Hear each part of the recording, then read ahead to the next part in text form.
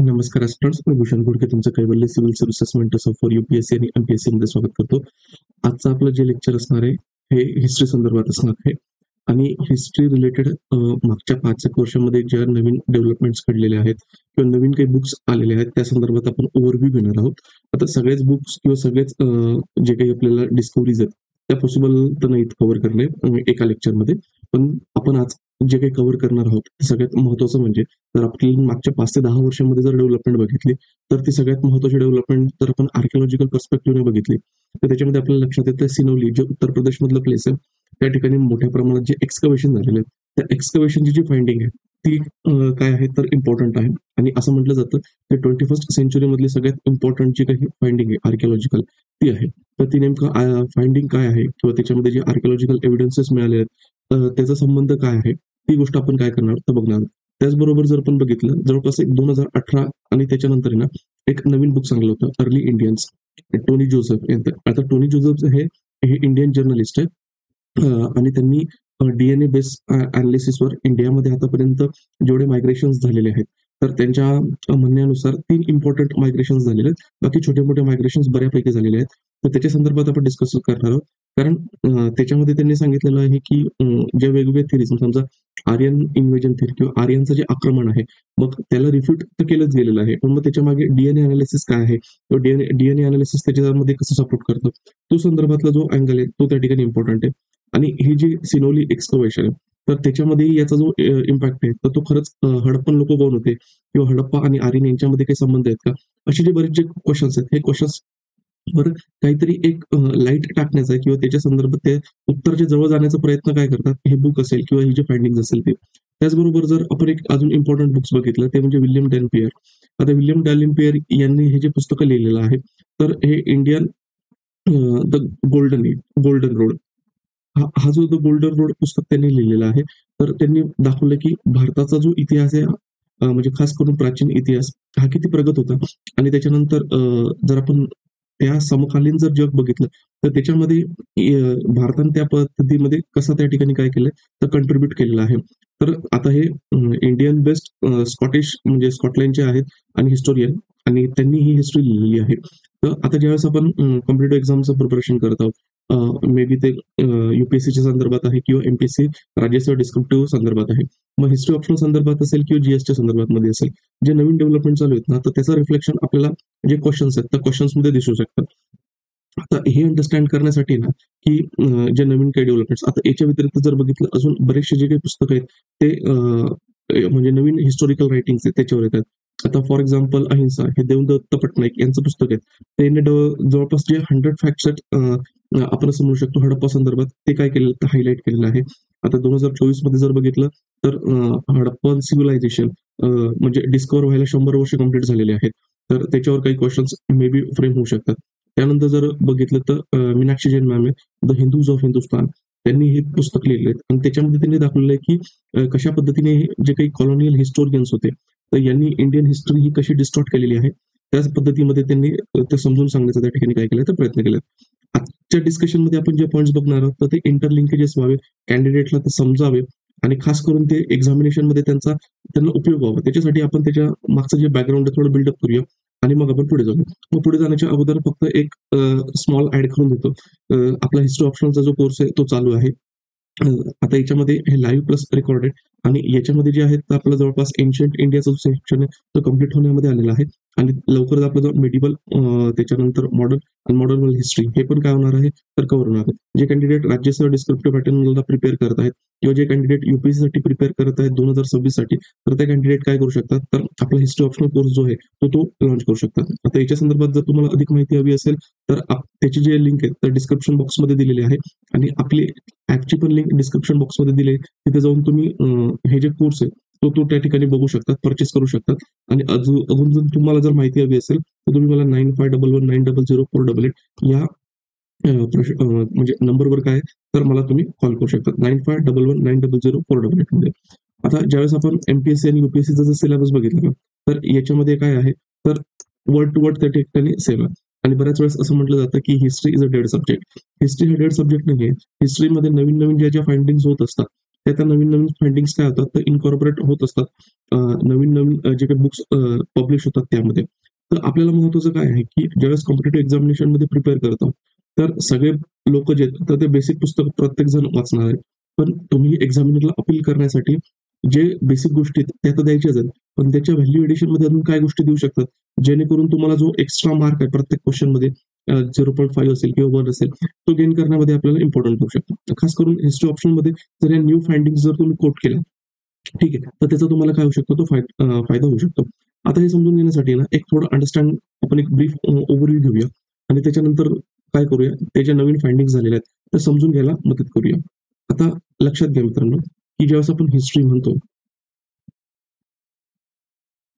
ठीक आहे. आता इतिहास म्हणजे काय? इतिहासचा मिनिंग होतो की it is a continuous dialogue between past and present. म्हणजे काय की जे प्रेझेंट आहे आणि पास्ट आहे याच्यामध्ये कंटिन्युअस डायलॉग त्या ठिकाणी काय होतात तर घडत असतात आणि पास्टच्या सॉरी प्रेझेंटच्या दृष्टिकोनातून पास्टकडे काय केलं जातं तर बघितलं जातं. आणि जर सिंपल भाषेमध्ये जर सांगितलं की मानवी इतिहासामध्ये ज्या महत्वाच्या घटना घडलेल्या आहेत आणि ज्या महत्वाच्या घटनांचा मानवी इतिहासावर परिणाम झालाय मग तो आपण सामाजिक बाबीमध्ये म्हणू शकतो, आर्थिक बाबीमध्ये म्हणू शकतो किंवा राजकीय बाबीमध्ये म्हणू शकतो. त्याला म्हटलं गेलेलं आहे इतिहास. आणि इतिहास अशाच घटनांचा अभ्यास करते की ज्या घटनांचा इम्पॅक्ट जो असेल हा मानवी इतिहासावर किंवा मानवी समूहावर झालेला आहे आणि मोठ्या प्रमाणावर मानवाचं जे काही जीवन असेल ते त्या ठिकाणी काय झालेलं आहे तर इम्पॅक्ट झालेलं आहे. हे झालं हिस्ट्री संदर्भात. आणि त्याच्यानंतर येतो रोल हिस्टोरिओग्राफी.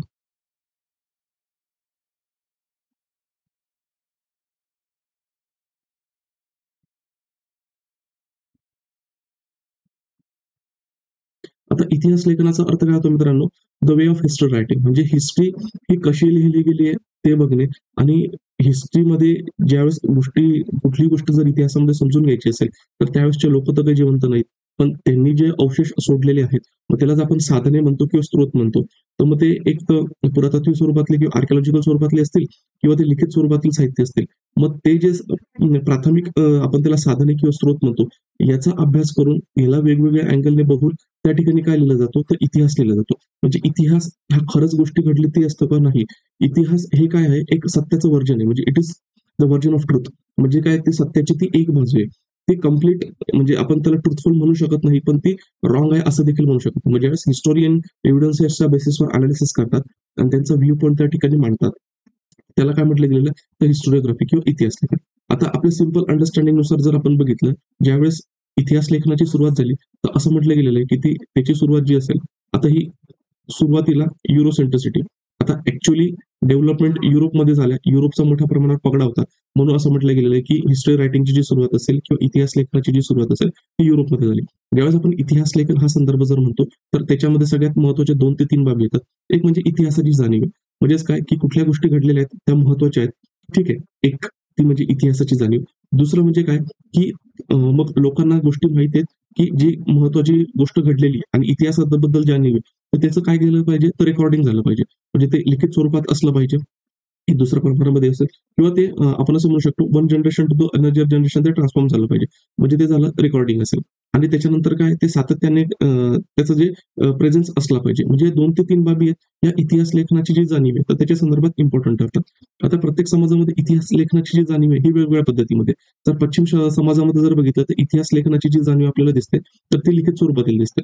लिखित स्वरूपातील म्हणजेच काय की ज्यावेळेस आपण असं म्हणू शकतो की मेडिवल युरोपमध्ये ज्यावेळेस रिनेसा म्हणजे पुनरुज्जीवनाची सुरुवात झाली आणि पुनरुज्जीवनाची सुरुवात होत असताना ज्यावेळेस ते ग्रीक कल्चरकडे वळले. कारण मध्यंतरी काय होते की ज्यावेळेस एन्शियंट युरोप होता. एन्शियंट युरोप जवळपास म्हणजे 6th सेंचुरीच्या मिड पर्यंत काय किंवा 5th सेंचुरीच्या एंड पर्यंत तो एंड होतोय आणि युरोपमध्ये मेडिवल पिरियड स्टार्ट होतोय. आणि ज्यावेळेस इस्लामचा उदय होतोय अरब पेनिन्शुलामध्ये ज्याला आपण म्हणू शकतो 7व्या शतकामध्ये. त्याच्यानंतर मग काय होतंय की इस्लाम स्प्रेड होतोय की आणि इस्लाम स्प्रेड आल्यानंतर मग बरेच याच्यावर जर बघितलं की जिथे अगोदर रोमन एम्पायर होते ग्रीक एम्पायर होते त्याच्यावर अरबांचं वर्चस्व आलं किंवा इस्लामचं वर्चस्व आलं. आणि त्याच्यानंतर बरेचसे त्यांचे स्वतःचे जे कल्चर आहे तर ते काय होत तर ते दबले गेले कारण अगोदरचे युरोपियन कल्चर आणि नवीन येणारं जे अरेबियन कल्चर आहे तर याच्यामध्ये काय होतं ते कन्फ्लिक्ट होतं. आणि कन्फ्लिक्ट होत असताना त्या ठिकाणी अशा गोष्टी घडतायत किंवा आपण त्याला असं म्हणू शकतो की जो काही कॉन्टॅक्ट असेल म्हणजे आपण असं म्हणू शकतो की 2 कल्चरमध्ये कन्फ्लिक्ट होतोय. मग एक म्हणजे अरब पेनिन्शुलामध्ये किंवा वेस्ट एशियामध्ये जो असेल तो इस्लामचा होणारा प्रभाव आणि जो युरोपमध्ये असेल तर ख्रिश्चन. मग त्याच्यामध्ये जर आपण बघितलं ते क्रुसेड्स झाले आणि क्रुसेड्स होत असताना मग बरेचसे जे काही सैन्य आहे ते रोमन एम्पायर मधून कुठे येतात तर ते आपण असं म्हणू शकतो जे होली प्लेसेस होते ख्रिश्चनिटीच्या पर्स्पेक्टिव्ह म्हणजे समजा जेरुसलम सारखे म्हणजे इस्रायल जवळचे जे काही प्लेसेस वगैरे असतील तिथले जे काही प्ले आहेत त्यांना ख्रिश्चनिटीला त्यांच्या कंट्रोलमध्ये घ्यायचे होते. मग यांच्यामध्ये जेव्हा कन्फ्लिक्ट होतोय त्याच्यानंतर व्यापार होतोय सैन्याचं येवाण जावाण होतंय.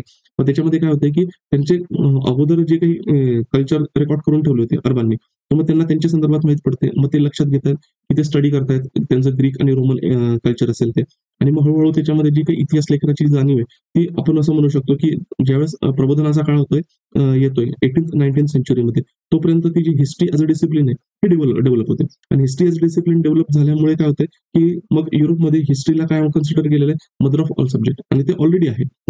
आणि जिओग्राफी आपण म्हणू शकतो फादर ऑफ ऑल सब्जेक्ट म्हणजे हिस्ट्री जिओग्राफी तुम्हाला माहित असेल तर सगळ्या गोष्टी व्यवस्थित समजतात. मग ज्या गोष्टी अगोदर रेकॉर्ड करून ठेवल्या होत्या किंवा अरबांनी लिहून ठेवलेल्या होत्या ग्रीकांच्या संदर्भामध्ये त्याच्या थ्रू जे काही मिडिवल युरोप येतात त्यांना त्यांच्या कल्चरबद्दल गोष्टी माहिती पडायला लागल्या आणि मग ते त्याच्यामध्ये रिवाईव्ह करायला लागले म्हणून हिस्ट्रीला मोठ्या प्रमाणात इम्पॉर्टन्स आहे म्हणून तिथे हिस्ट्री रायटिंगचा जो कॉन्सेप्ट आहे हा रेकॉर्डिंगचा कॉन्सेप्ट त्या ठिकाणी इन्क्लूड होतो. पण इंडियन कॉन्टेक्समध्ये जर बघितलं तर मोस्ट ऑफ द ट्रेडिशन हे ओरल ट्रेडिशन झालेलं आहे. म्हणजे जर आपण ऋग्वेदिक कल्चर जर बघितलं तर ऋग्वेदिक कल्चर हे मोस्ट ऑफ दी जर आपण बघितलं की त्याचं फर्स्ट रिटर्न सोर्सेस वगैरे जे काही असतील किंवा आपल्या 11th सेंचुरीमध्ये त्याचे फाइंडिंग्स होतात.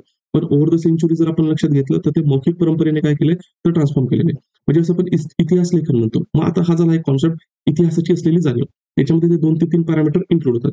मग ज्यावेळेस भारतामध्ये इतिहास लेखन होतं तर ज्यावेळेस ब्रिटिशर्स भारतात आले तर ब्रिटिश भारतात आल्यानंतर त्यांना इंडियामध्ये स्वतःचं जे रूल आहे ते एस्टॅब्लिश करायचं आहे आणि मग अगोदरचे जे काही हिस्टोरियन्स होते किंवा हिस्टोरियन म्हणण्यापेक्षा पण ब्रिटिश ईस्ट इंडिया कंपनीचे जे काही अधिकारी होते तर त्यांनी भारताचं जे कल्चर वगैरे असेल ते अंडरस्टँड करण्याचा प्रयत्न केला. मग त्याच्यामध्ये एशियाटिक सोसायटी वगैरे एस्टॅब्लिश झालेली होती. त्याच्यानंतर त्यांनी बरेचसे जे काही संस्कृत ग्रंथ वगैरे असतील त्याचा ट्रान्सलेट करण्याचा प्रयत्न केला आणि मग त्यांनी भारताचं जे कल्चर आहे तर त्यांनी इंटरप्रिट केलेलं आहे. मग त्यांनी त्यांच्या अँगलने जो इंटरप्रिटेशन केला it's called a colonial historiography.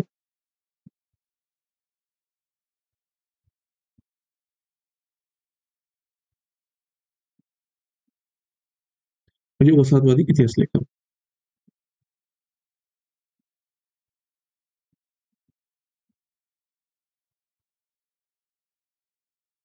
ठीक आहे. मग आता याच्यामध्ये यांचं कॉमन आता याच्यामध्ये पण सब ग्रुप्स बरेच होते. त्याच्यामध्ये आपण जाणार नाही. पण याची जे पूर्ण थीम आपण बघितली किंवा यांचं सेंटर पॉइंट होतं. हा सेंटर पॉइंट काय होता? त्यांनी प्रत्येक वेळेस जे पाश्चिमात्य संस्कृती आहे ना, याला नेहमी वळून-चढूनच सांगितलेलं आहे. एक दुसरं म्हणजे भारतामधली जी संस्कृती त्याला त्यांनी नेहमी दुय्यम स्थान दिलेलं आहे आणि भारतामधली संस्कृती दुय्यम स्थान देण्यासाठी त्यांनी वेगवेगळे एक्झाम्पल्स त्या ठिकाणी कोट केले.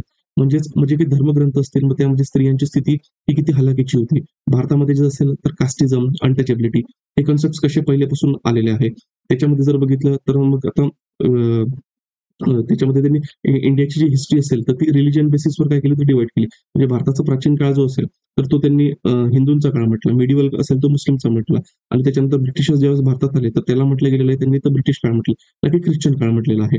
आणि त्याच्यानंतर त्यांनी सांगितलं की भारतामध्ये प्रत्येक वेळेस जे काही नवीन इनोव्हेशन झालेले आहेत ते मूळचे भारतातले नाही, ते बाहेरून आलेले आहेत आणि प्रत्येक वेळेस बाहेरून आलेल्या लोकांनी भारतावर काय केलेलं आहे तर राज्य केलेले आहेत आणि जे इंडियन पीपल आहेत ते तेवढे आपण असं म्हणू शकतो की डेव्हलप नाहीयेत किंवा सुसंस्कृत नाहीयेत आणि ते सुसंस्कृत नसल्यामुळे मग हे जे काही इतिहास सॉरी हे जे काही कॉलोनियल हिस्टोरी म्हणजे कॉलोनियल लोक भारतात आलेले आहेत त्यांनी त्या ठिकाणी रूल केलं पाहिजे. त्या ठिकाणी त्यांचं वर्चस्व टिकवून ठेवलं पाहिजे जेणेकरून त्याचा फायदा कोणाला होऊ शकतो तर भारतीयांना होऊ शकतो. म्हणजे त्याचे हे जे काही डायमेन्शन्स आहेत हे कॉलोनियल हिस्टोरिओग्राफी किंवा वसाहतवादी इतिहास लेखनाच्या संदर्भात येतात. मग आता हे झाल्यानंतर याला काउंटर करण्यासाठी आपण जर बघितलं की भारताचा जर इतिहास बघितला म्हणजे मॉडर्न इंडिया जर बघितलं तर 19th सेंचुरीच्या सेकंड हाफमध्ये मग ज्यावेळेस त्या ठिकाणी राष्ट्रवादाचा जो मोठ्या प्रमाणावर जो प्रभाव आहे तो त्या ठिकाणी आपल्याला डेव्हलप होत असताना दिसतोय किंवा स्प्रेड होत असताना दिसतोय राष्ट्रवादाचा जो प्रभाव असेल तो. मग तो राष्ट्रवादाचा प्रभाव इन्क्रीज होत असताना त्यावेळेस मग त्यांनी तिथले जे काही इतिहासकार होते किंवा इतिहासकार म्हटल्यापेक्षा त्यावेळेसचे जे काही स्कॉलर्स होते त्या स्कॉलर्सने भारताचा इतिहास हा भारतीय अँगलने बघण्याचा प्रयत्न केला. म्हणजे भारताचं कल्चर किती चांगलं होतं मग त्याच्यामध्ये त्यांनी गुप्तांचा जो पिरियड असेल तो किती भारताचा सुवर्ण काळ होता त्याच्यामध्ये संस्कृतची डेव्हलपमेंट झालेली आहे. या सगळ्या गोष्टी त्यांनी काय केल्या तर हायलाईट केल्यात. मग अगोदर हे जे कॉलोनियल हिस्टोरिओग्राफी ना तर यांनी संस्कृत आणि इंडो युरोपियन लँग्वेज याच्यामध्ये पण सिमिलरिटी दाखवली. आणि सिमिलरिटी दाखवत असताना हे जे कॉलोनियल हिस्टोरिओग्राफी आहे, तर यांनी त्याच्यामध्ये जर आपण बघितलं तर आर्यन इन्व्हेजन किंवा आर्यांचं आक्रमण.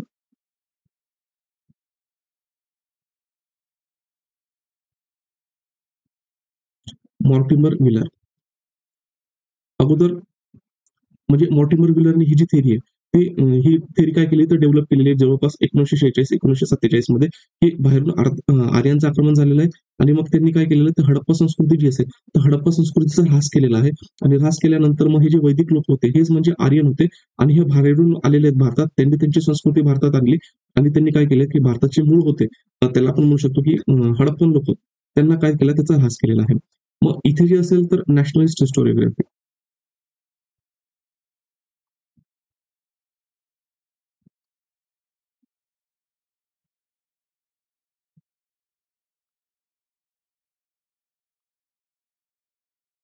ठीक आहे. राष्ट्रवादातून लिहिलेलं जे इतिहास लेखन असेल हे, तर यांनी हे जे कॉलोनियल व्ह्यू पॉइंट्स आहेत ना, याला काउंटर करण्याचा काय केला तर प्रयत्न केला.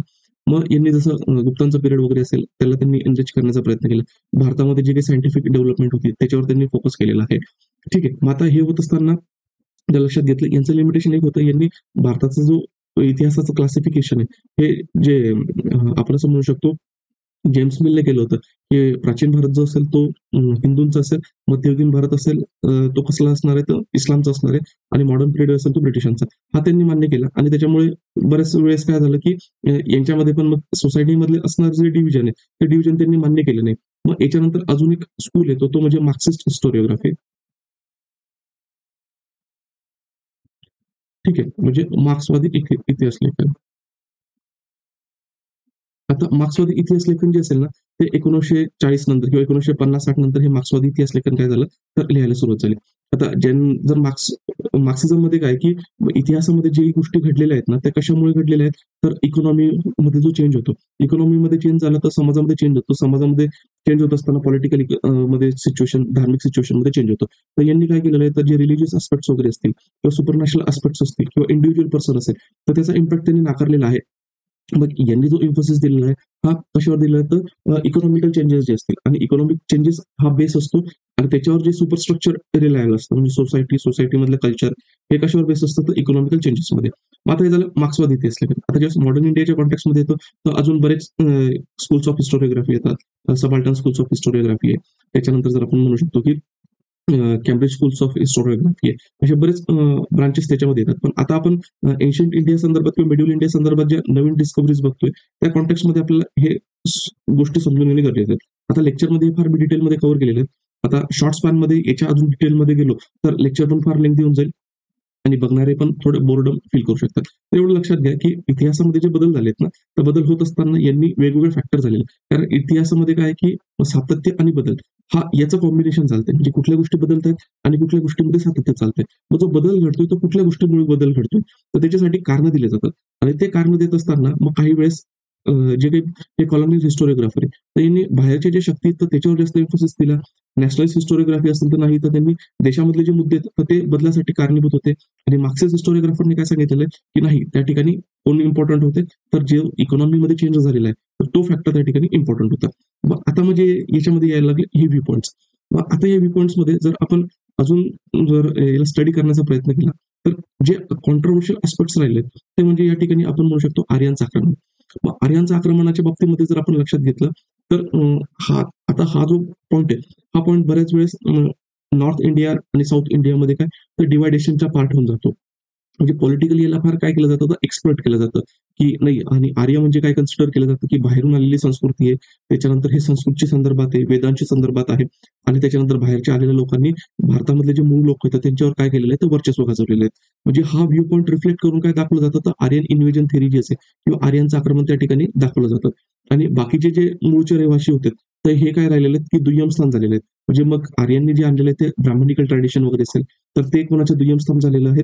म्हणजे दुय्यम स्थान कोणाला मिळालंय त्याच्यामुळे भारताचे जे मूळ रहिवासी होते ते.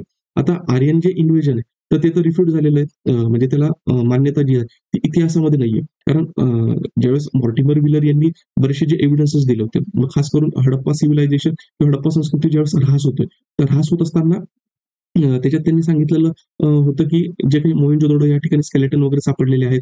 तर त्याच्यामुळे असं आढळतंय, की तिथे काय होऊ शकतं, तर इन्व्हेजन झालं असलं पाहिजे किंवा ऋग्वेदामध्ये जे काही पर्टिक्युलर म्हणजे वर्ड मेन्शन केले, म्हणजे हरिओपिया. तर त्यांनी हरिओपियाला हडप्पामधलं हडप्पा जे असेल, तर त्याच्याशी कोरिलेट करण्याचा प्रयत्न केला आणि इंद्राला पुरंदावरा म्हटलेलं आहे ऋग्वेदामध्ये. तर त्याचंच रिफ्लेक्शन त्यांनी हडप्पा संस्कृतीमध्ये जे डिक्लाइन झाले, म्हणजे नद्यांना पूर आला असला पाहिजे आणि तिथली जी संस्कृती वगैरे असेल, तर ती काय झालेली असली पाहिजे, तर नष्ट झाली असली पाहिजे. तर त्या ठिकाणी त्यांनी इंटरलिंकेजेस करण्याचा प्रयत्न केला. पण त्याच्यानंतर जे स्टडीज झालेलं आहे, म्हणजे केनेथ कॅनडी. आता केनेथ कॅनडी यांनी जे DNA अनालिसिस केलंय, तर त्याच्यात सापडलेलं आहे, की आर्यांचं असं कुठलं इन्व्हेजन झालेलं नाही. म्हणजे बाहेरून लोकं आलेले आहेत, पण मोठा लोंढा आलेला नाही आणि त्या मोठ्या लोंढ्याने त्या ठिकाणी हडप्पन लोकांना किल केलं असेल आणि मग त्यांनी त्यांची वस्ती वसुली असेल, तर तसे एव्हिडन्सेस त्या ठिकाणी आढळत नाही. आणि बरेच मग पी.व्ही. कानेसारखे हे जे काही हिस्टोरियन्स असतील, यांनी पण ही जी काही आर्यन इन्व्हेजन थिअरी आहे, ही त्यांनी काय केली, तर पुसून टाकली. हे पुसून टाकत असताना या गोष्टी समजून घेण्यामध्ये ना, आपल्याला एक बुक अजून इम्पोर्टंट ठरतं, ते म्हणजे अर्ली इंडियन्स. आता हे टोनी जोसेफ यांनी जे अर्ली इंडियन्स हे बुक लिहिलेलं आहे ना, तर याचा बेस काय आहे, तर त्यांनी DNA अनालिसिस केलेलं आहे. मग जे काही एव्हिडन्सेस फॉसिल्स सापडलेले आहेत किंवा त्याच्यामध्ये आपण म्हणू शकतो, की आताचे जे लोकं भारतामध्ये राहतात, नॉर्थ इंडियामध्ये राहतात किंवा साउथ इंडियामध्ये राहतात, तर त्यांनी काय केलेलं आहे, तिथली जी अँसेस्ट्री आहे, म्हणजे त्यांची जी वंशावळ आहे, ही DNA बेसिसवर काय केली, तर ट्रेस करण्याचा प्रयत्न केलेला आहे. मग ट्रेस करण्याचा प्रयत्न करत आता एक सांगण्याचा मुद्दा म्हणजे काय, की ज्या गोष्टी आपण डिस्कस करतो, the Tony Joseph he is not historian. तर ज्याच्यामुळे आपण UPSCचे किंवा MPSCचे उत्तर लिहितो, तर त्याच्यामध्ये अकॅडमिक हिस्ट्री जी असेल, ती इम्पोर्टंट ठरते आणि अकॅडमिक हिस्ट्रीमध्ये ज्या गोष्टी व्ह्यू पॉइंट इम्पोर्टंट राहतात, त्याला तुम्ही कोट करणे गरजेचं आहे. पण हे पॉइंट जर तुम्ही समजा 90% जर याच्यामधून लिहितायत म्हणजे अकॅडमिक्स मधून लिहितायत, अकॅडमिक पार्लन्स मधून लिहितात आणि कोट करून लिहितात, की नवीन डिस्कव्हरीमध्ये अशा गोष्टी सापडलेल्या आहेत, तर ते एक्झामिनरला अपील होईल. तर म्हणजे इथं माझा कॉशन सांगण्याचा प्रयत्न हाच आहे, की जे आपल्या स्टँडर्ड बुक्समध्ये दिलेत, ते आपल्याला काय करायचंय, तर एक्झामिनेशनमध्ये लिहायचं. पण व्हॅल्यू एडिशनसाठी जे डायमेन्शन्स असतात, 1 ते 2 पॉइंट आपण जे एक्स्ट्रा टाकतो, त्याच्यामध्ये आपण याचे जे रेफरन्सेस आहेत, ते याचे रेफरन्सेस आपण घेऊ शकतो. आणि हेच तुम्हाला बाकीच्या क्राउडपासून काय होऊ शकतं, तर स्टँड आउट करू शकतं आणि तुम्हाला जे काही मार्क्स असतील, ते मार्क्स त्या ठिकाणी भेटू शकतील एक्स्ट्राचे. सॉरी. आणि कॉम्पिटिटिव्ह एक्झामिनेशनमध्ये तेच आहे. तुम्ही बाकीच्यांपेक्षा जास्त मार्क त्या ठिकाणी कसे फेच करू शकता. आता टोनी जोसेफ यांनी जे अर्ली इंडियन्स हे पुस्तक लिहिलेलं आहे ना, तर याच्यामध्ये ऑलरेडी जे काही हिस्टोरियन्स आहेत, याच्याशी त्यांनी कन्सल्ट केलेलं आहे. DNA अनालिसिस केलेलं आहे आणि बरेचसे जे काही आपण असं म्हणू शकतो हिस्टोरियन्स आहेत, तर त्यांनी सुद्धा याला काय केलेलं तर अप्रिशिएट केलं. आता शेल्डन पोलक यांनी जे आहे, ते इंडियामधले जे काही कल्चर आहे, ते त्यांनी स्टडी केलेलं आहे. मग इंडियामध्ये संस्कृतची डेव्हलपमेंट कशी झाली आणि संस्कृत मधून बाकीच्या ज्या काही लँग्वेजेस ह्या कशा इव्हॉल्व्ह झालेत, हे त्यांनी स्टडी केलेली आहे. त्याच्यानंतर गुरुचरण दास, बिबेक देब्रॉय, रिनाउंड पर्सनॅलिटी, रिनाउंड अकॅडमिशियन्स आणि त्यांनी सुद्धा या बुकला काय केलेलं आहे, तर आपण असं म्हणू शकतो, की अप्रिशिएट केलेलं आहे. आता याच्यात सांगत असताना जर आपण बघितलं, तर याच्यात त्यांनी महत्त्वाचे आहे ना, तर भारतात आलेले जे लोक होते, हे प्रामुख्याने 3 सायकल्समध्ये आलेले आहेत. तर मग ते 3 सायकल्समध्ये आलेले जे लोक आहेत, ते सगळ्यात महत्त्वाचं जर अगोदर बघितलं, की जे पूर्वज होते एकदम. मग पूर्वज म्हणजे काय, की ज्यावेळेस आपण लक्षात घेतो, की मानवाची उत्पत्ती होते आणि मानवाची उत्पत्ती जी होत आहे, तर डार्विनने सांगितल्याप्रमाणे अगोदर जे काही होमिनिड्स आहेत, तर होमिनिड्स पासून ते काय होतात, तर डेव्हलप होतात. मग होमिनिड्समध्ये जर आपण बघितलं, तर वेगवेगळे स्पेसीस म्हणजे चिंपांझी वगैरे सारखे असतील, तर त्याच्या सिमिलॅरिटी असणाऱ्या येत आहेत. मग त्याच्यानंतर ऑस्ट्रोपिथेकस असणार आहे. त्याच्यानंतर जर बघितलं, तर मग होमोसेपिज आहेत, होमोस्पेसिस येते. होमोसेपिज मध्ये जर बघितलं, तर पहिले होमो हॅबिलिस येते. होमो हॅबिलिस हे लोक असे आहेत, की ज्यांनी पहिले स्टोन पासून जे काही हत्यार आहेत, ते बनवायला सुरुवात केलेली. मग त्याच्यानंतर येत आहेत, की होमो इरेक्टस. आता पहिले जे सुरुवातीला जे स्पेसिस सापडलेले आहेत, ज्यांचा रिलेशन हा ह्युमनच्या बरोबर येतोय, तर त्याला म्हटलेलं ऑस्ट्रोपिथेकस.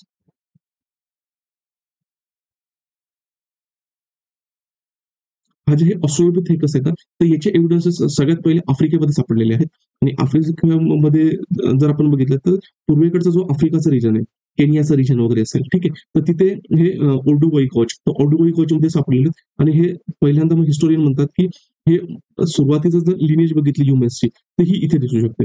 मग यांच्यानंतर जी असेल, मग ह्युमन स्पेसिस नंतर होमो स्पेसिस येते. मग या होमो स्पेसिसमध्ये हे ऑस्ट्रोलोपिथेकस पासून डेव्हलप झालेले ते म्हणजे होमो हॅबिलिस. होमो हॅबिलिस असे आहेत, की पहिले त्यांनी स्टोन टूल वगैरे यूज केलेला आहे आणि हे याचे पण एव्हिडन्सेस कुठे दिसतात, तर आफ्रिकेमध्येच दिसतात. त्याच्यानंतर जर बघितलं, तर होमो इरेक्टस. हे जे होमो इरेक्टस आहे, हे पहिली होमो स्पेसिस अशी आहे, की जी आफ्रिकेच्या बाहेर निघालेली आहे. आणि बाहेरच्या पूर्ण काय जर पसरली तर समजा आपण म्हणू शकतो की बाहेरच्या कंटिनेंटमध्ये पसरली, मग ती आशिया असेल, युरोप असेल. ठीक आहे. मग होमो इरेक्टस नंतर जे येणारे महत्वाचे स्पेसिस ते म्हणजे होमो सेपियन.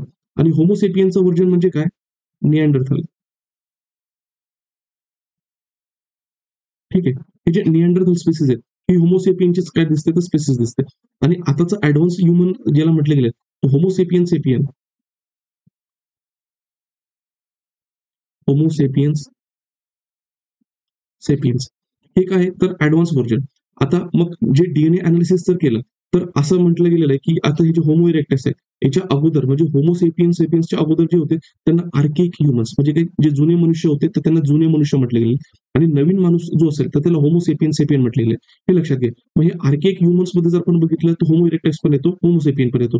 मग होमो इरेक्टसचे जे काही एव्हिडन्स असतात, तर इंडियामध्ये आपण बघितलं, हातनोरा म्हणजे मध्य प्रदेशमध्ये असेल, तर त्याचे एव्हिडन्सेस सापडलेले आहेत. मग मग हिस्टोरियन्स काय सांगतात किंवा स्कॉलर्सचं असं म्हणणं आहे, की आता जगामध्ये जेवढेही लोक आहेत, ज्याला आपण होमोसेपियन ही स्पेसिस म्हणतो, ही पहिली कुठून आलेली आहे? तर ती आफ्रिकेमधून आलेली आहे. आणि मग ती आफ्रिकेमधून आलेली जी काही स्पेसिस असेल, तर ती काय होते, तर जगाच्या वेगवेगळ्या भागात जाते आणि वेगवेगळ्या भागात जात असताना अगोदर तिथे जे काही होमो इरेक्टस पासून इव्हॉल्व्ह झालेले स्पेसिस होतात, म्हणजे याला आर्केइक जे ह्युमन्स म्हटले गेलेले आहेत. मग हे आर्केइक ह्युमन्स काय होतात, की ज्यावेळेस क्लायमेट चेंज होतोय. मग क्लायमेट चेंज कधी होतोय? प्लेस्टोशियन पिरियड टू होलोसियन पिरियड. पासून होलोसियन्स पिरियड.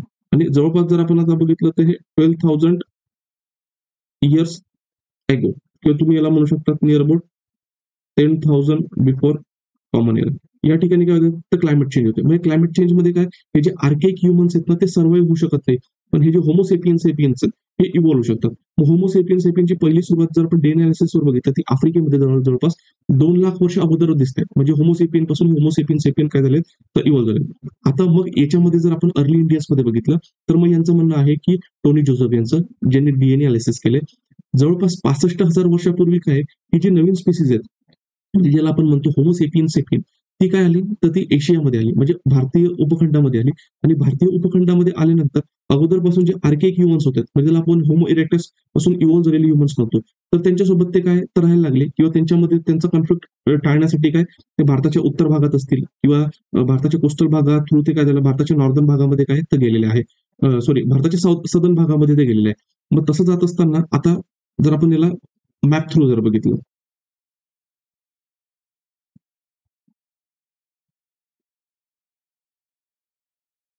थोडं अंडरस्टँड करून घ्या.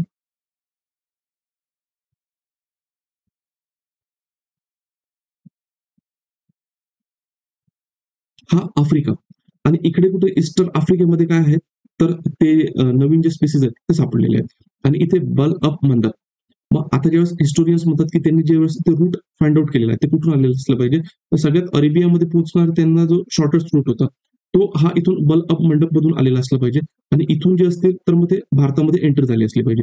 आणि भारतात एंटर झाल्यानंतर मग या ठिकाणी जर आपण बघितलं, तर हिमालयन माउंटन्स वगैरे अगोदरपासून आर्केक पीपल राहत आहेत. म्हणजेच होमोसेपियन सेपियनच्या अगोदरची जी होमोची जी काही स्पेसिस भारतामध्ये राहत होती, ती मग त्याच्यानंतर काही उत्तर भारतामध्ये काय झाले, आपण म्हणू शकतो की स्थायिक झाले. आणि काही कोस्टल रिजन मध्ये थ्रू वगैरे जे असतील, तर आपण असं म्हणू शकतो की ते याच्यामध्ये आले, म्हणजे दक्षिण भारतामध्ये आले.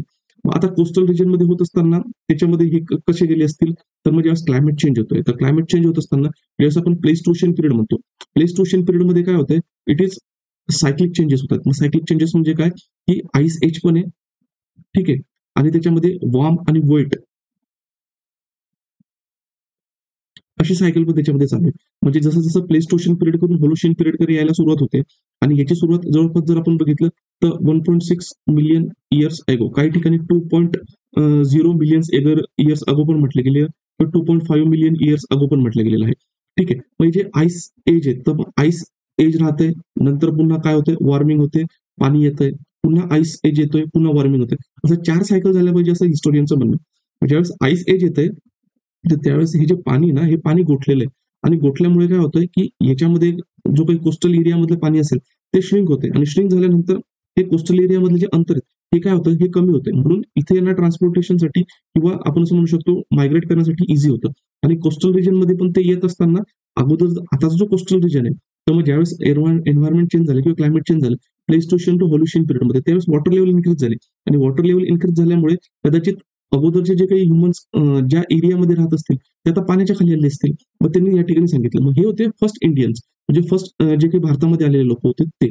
त्याच्यानंतर जर आपण बघितलं तर दुसरं, मग दुसरं जर आपण लक्षात घेतलं की जे लोक आलेले आहेत जवळपास 65,000 आपण असं म्हणू शकतो वर्ष अगोदर.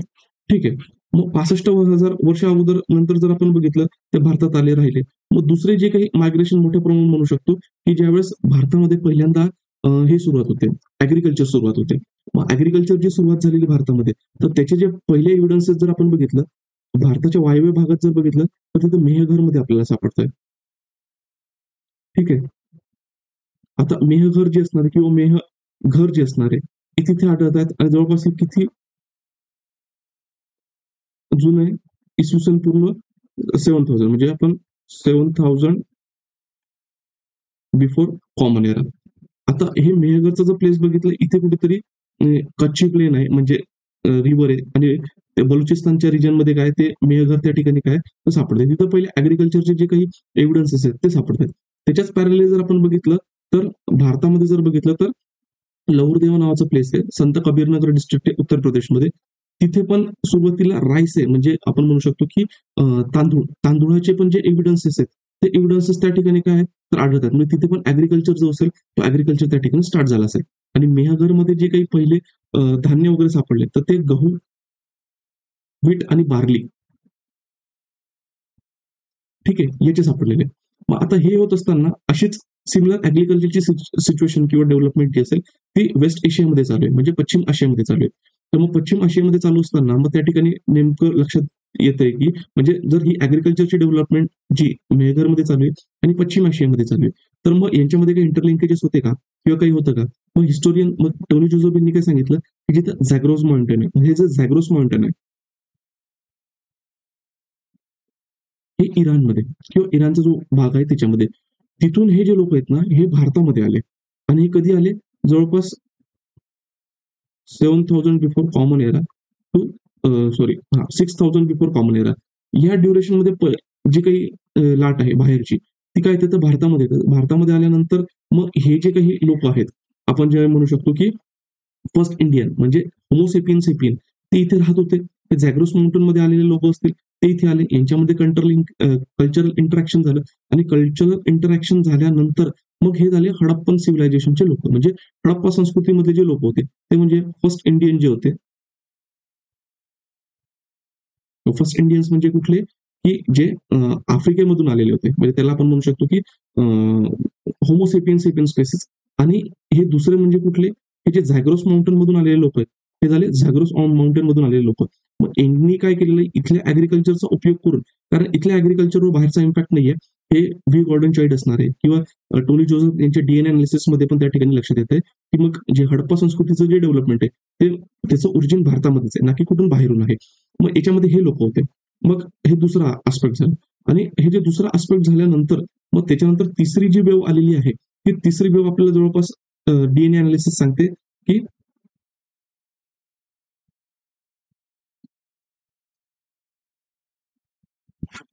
2100 टू 1800 बिफोर कॉमन एरा, म्हणजे इसवी सन पूर्व 2100 ते 1800.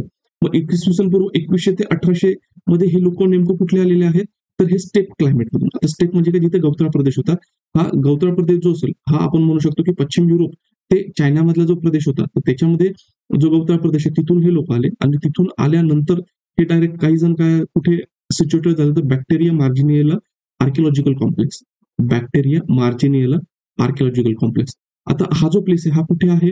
हा अफगाणिस्तानचा म्हणजे अमुदरिया रिव्हर किंवा त्याला ऑक्सस रिव्हर म्हणून म्हटलं गेलं की जे अमुदरिया रिव्हर आहे. मग अमुदरिया रिव्हरचा सराउंडिंगचा कुठला पार्ट त्याच्यामध्ये, एक म्हणजे अफगाणिस्तानचा उत्तरेकडचा पार्ट आणि त्याच्यानंतर सेंट्रल आशिया म्हणजे मध्य आशियाचा जो काही पार्ट असेल तो बॅक्टेरिया मार्जिनिया आर्किओलॉजिकल कॉम्प्लेक्स मध्ये येतात.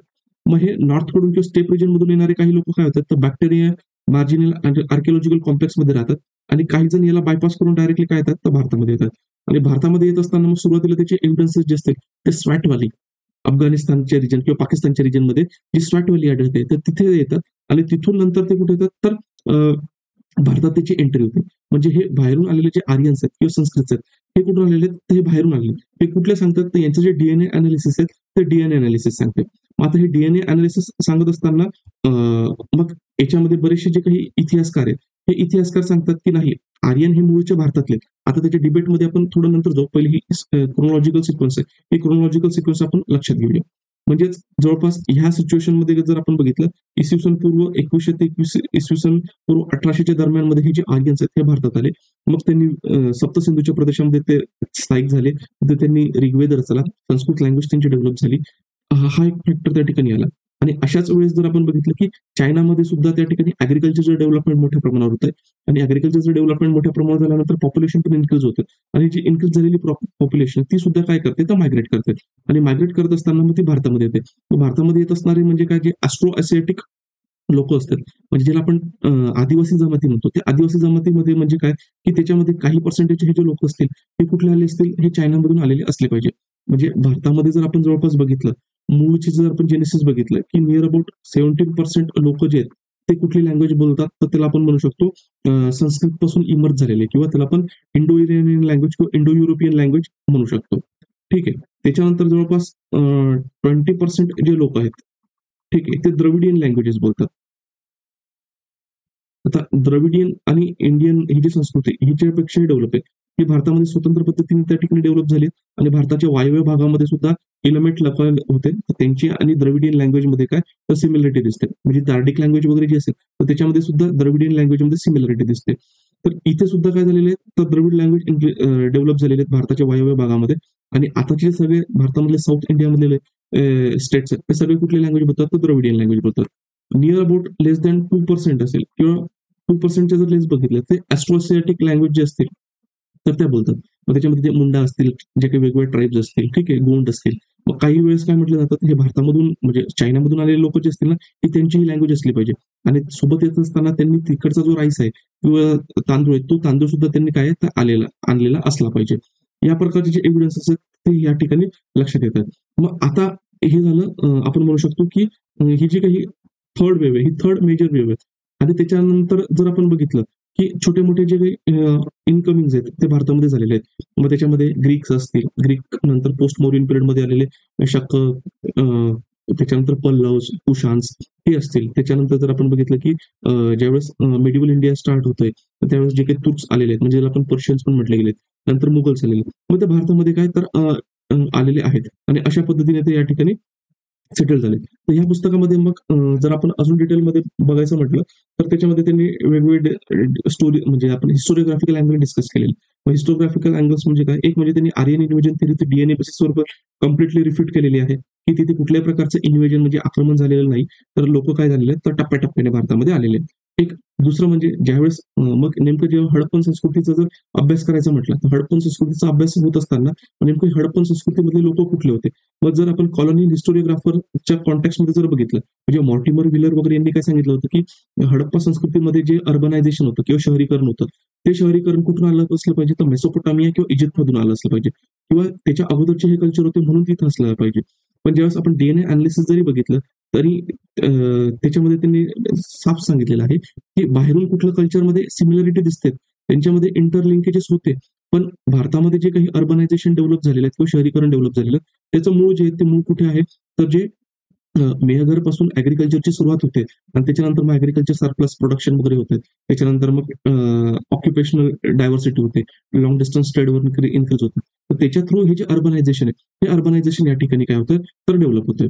मग हा झाला याच्यामधला कॉन्टेक्स्ट आणि मग जे काही आर्यन इन्व्हेजन थेअरी त्यांनी रिफ्यूट झाल्यानंतर मग महत्वाचं काय, की मग ते आर्यन इन्व्हेजनच्या संदर्भात पण अजून एक व्ह्यू पॉइंट होता, की काही जे हिस्टोरियन्स आहेत, मग खास करून बी लाल यांच्यासारखे जे असेल, ज्यांचं बऱ्यापैकी जे कंट्रिब्युशन आहे, हे कुठे आहेत तर हडप्पन सिव्हिलायझेशनमध्ये. यांचं म्हणणं होतं, की हे जे वैदिक लोकं आहेत ना, हे वैदिक लोकं भारतातीलच असले पाहिजे. हे बाहेरून असले ना म्हणजे बाहेरून नसले आलेले पाहिजे आणि ही जी संस्कृत जी सिमिलॅरिटी दाखवली जाते, युरोपियन लँग्वेज आणि भारताच्या लँग्वेजमध्ये, तर मग ही संस्कृत लँग्वेज भारतात डेव्हलप झाली असेल आणि मग ती भारताच्या बाहेर गेली असेल. म्हणजे जसे मग त्यांनी थिअरी दिली आउट ऑफ इंडिया मायग्रेशन. जसं आपण आउट ऑफ आफ्रिका मायग्रेशन बघितलं होतं होमो सेपियन सेपियनच्या बाबतीत म्हणजे होमो सेपियन सेपियन आफ्रिकेत डेव्हलप झाले आणि त्याच्यानंतर ते भारत म्हणजे पूर्ण देशभर काय सॉरी पूर्ण वर्ल्डमध्ये ते काय तर पसरलेले आहेत. मग तसं जर आपण बघितलं तर मग काही हिस्टोरियन जे असतील इन्क्लुडिंग बी बी लाल यांचं म्हणणं काय, वैदिक लोक किंवा वैदिक कल्चर जे असेल हे भारतामध्ये डेव्हलप झालं आणि भारतामध्ये डेव्हलप झाल्यानंतर मग ते कुठे बाकीच्या देशांमध्ये वगैरे ते गेलेले असतील आणि त्याच्यासाठी ते तुरळक जे एक्झाम्पल्स आहेत ते देतात. फॉर एक्झाम्पल रोमा नावाचे जे काही लोक होते ते इसवी सन पूर्व 1500 मध्ये वगैरे काय तर ते शिफ्ट करतायत. कुठे शिफ्ट करतायत तर युरोपकडे शिफ्ट करतायत आणि ते पण तुरळक एक्झाम्पल त्याच्यामध्ये आहेत. आणि मग ते सांगत असताना सांगतात की भारतामध्ये मग ज्यावेळेस आर्यनचा संदर्भ दिला जातो तर आर्यनचा संदर्भ देत असताना त्याच्यामध्ये काही इम्पॉर्टंट आस्पेक्ट्स आहेत. म्हणजे आर्यनचे जे कल्चर आहे हे कशाभोवती फिरतंय तर हॉर्स म्हणजे जो घोडा असेल तो, ठीक आहे, चॅरियट म्हणजे रथ. आणि त्याच्यानंतर जर आपण अजून जर बघितलं त्यांची जी संस्कृती वगैरे होते म्हणजे आपण त्याला संस्कृत लँग्वेज, ठीक आहे, संस्कृत लँग्वेज. मग आता संस्कृत लँग्वेजच्या संदर्भात हे डायमेन्शन याच्यामध्ये इम्पॉर्टंट ठरतात.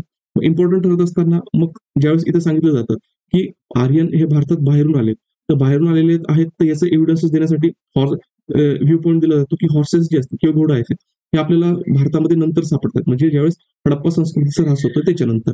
त्याच्यानंतर चॅरियट किंवा रथ असेल हा पण नंतर सापडतोय. जो अगोदर त्याचे जे एव्हिडन्सेस आहेत ते हडप्पा संस्कृतीमध्ये आढळत नाही असं काही इतिहासकारांचं म्हणणं आहे की जे म्हणतात की आर्यन बाहेरून आले.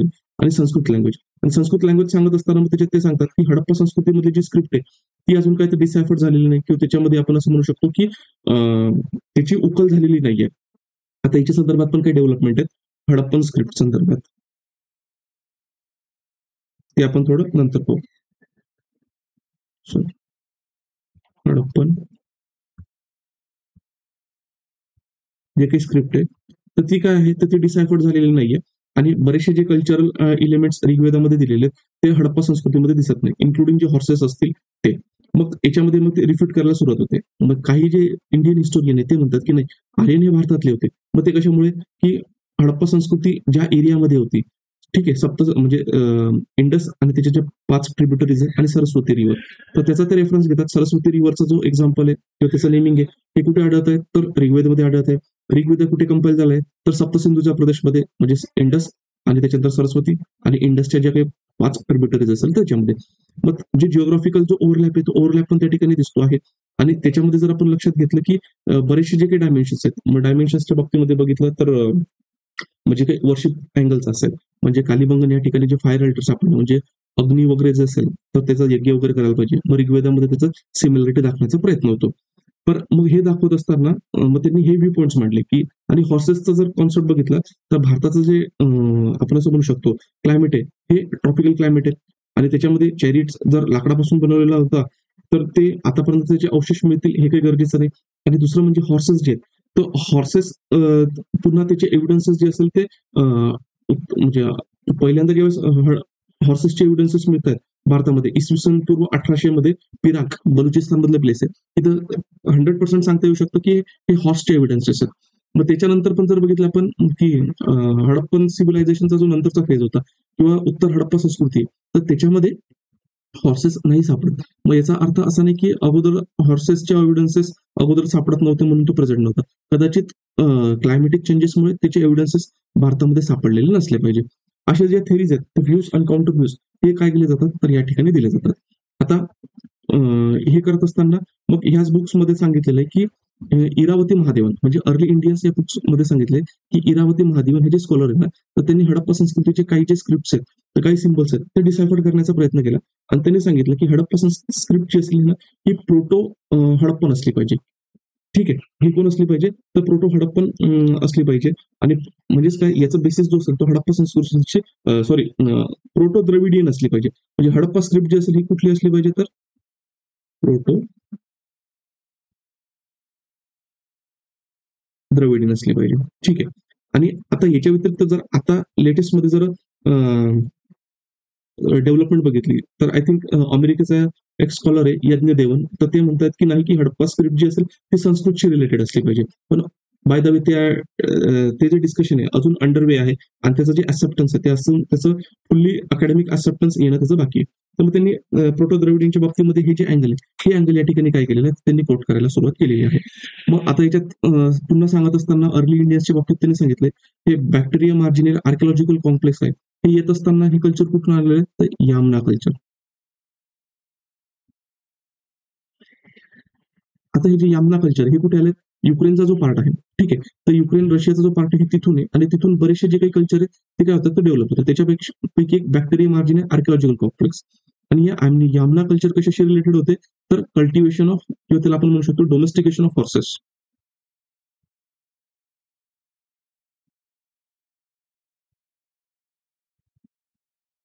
डोमेस्टिकेशन ऑफ हॉर्सेस म्हणजे घोडे पहिल्यांदा पाळले गेलेत किंवा मूळ स्वरूपात जे असेल ते घोडे इतिहासकार किंवा बॉटोलॉजिस्ट किंवा सॉरी जे काही सायंटिस्ट आहेत ते म्हणतात की ट्रॉपिकल क्लायमेटमध्ये घोडे हे मूळचे नव्हतेच. घोडे हे मूळ कुठे आढळतात, तर ते टेम्परेट रिजनमध्ये आढळतात. मग त्याच्यापैकी जर एक बघितलं तर यामना कल्चर जे होतं हे तिथे ते आढळलेले आहेत आणि याच्याबरोबर यांच्या कल्चरशी संबंधित असणारे जे काही अजून डिफरंट आस्पेक्ट्स आहेत ते म्हणजे चेरिएट. ठीक आहे. म्हणजे जो काही रथ वगैरे असणार आहे, की त्याला वॅगन म्हटले गेलेले किंवा एखाद्याची गाडी असेल, म्हणजे चॅरियटचं पहिलं व्हर्जन वॅगन असेल. ठीक आहे. नंतर चॅरियट डेव्हलप झालं असेल. हे जे वॅगन आहे आणि हे काय होते, तर हे स्थलांतर करायचे म्हणजे पशुपालक होते आणि पशुपालनामध्ये त्यांनी डोमेस्टिकेशन कसलं केलं होतं, हॉर्सेस. आणि ह्या कल्चरपासून मग युरोपमधलं जे कल्चर ते पण डेव्हलप झालं आणि इंडियामधलं कल्चर ते पण डेव्हलप झालं.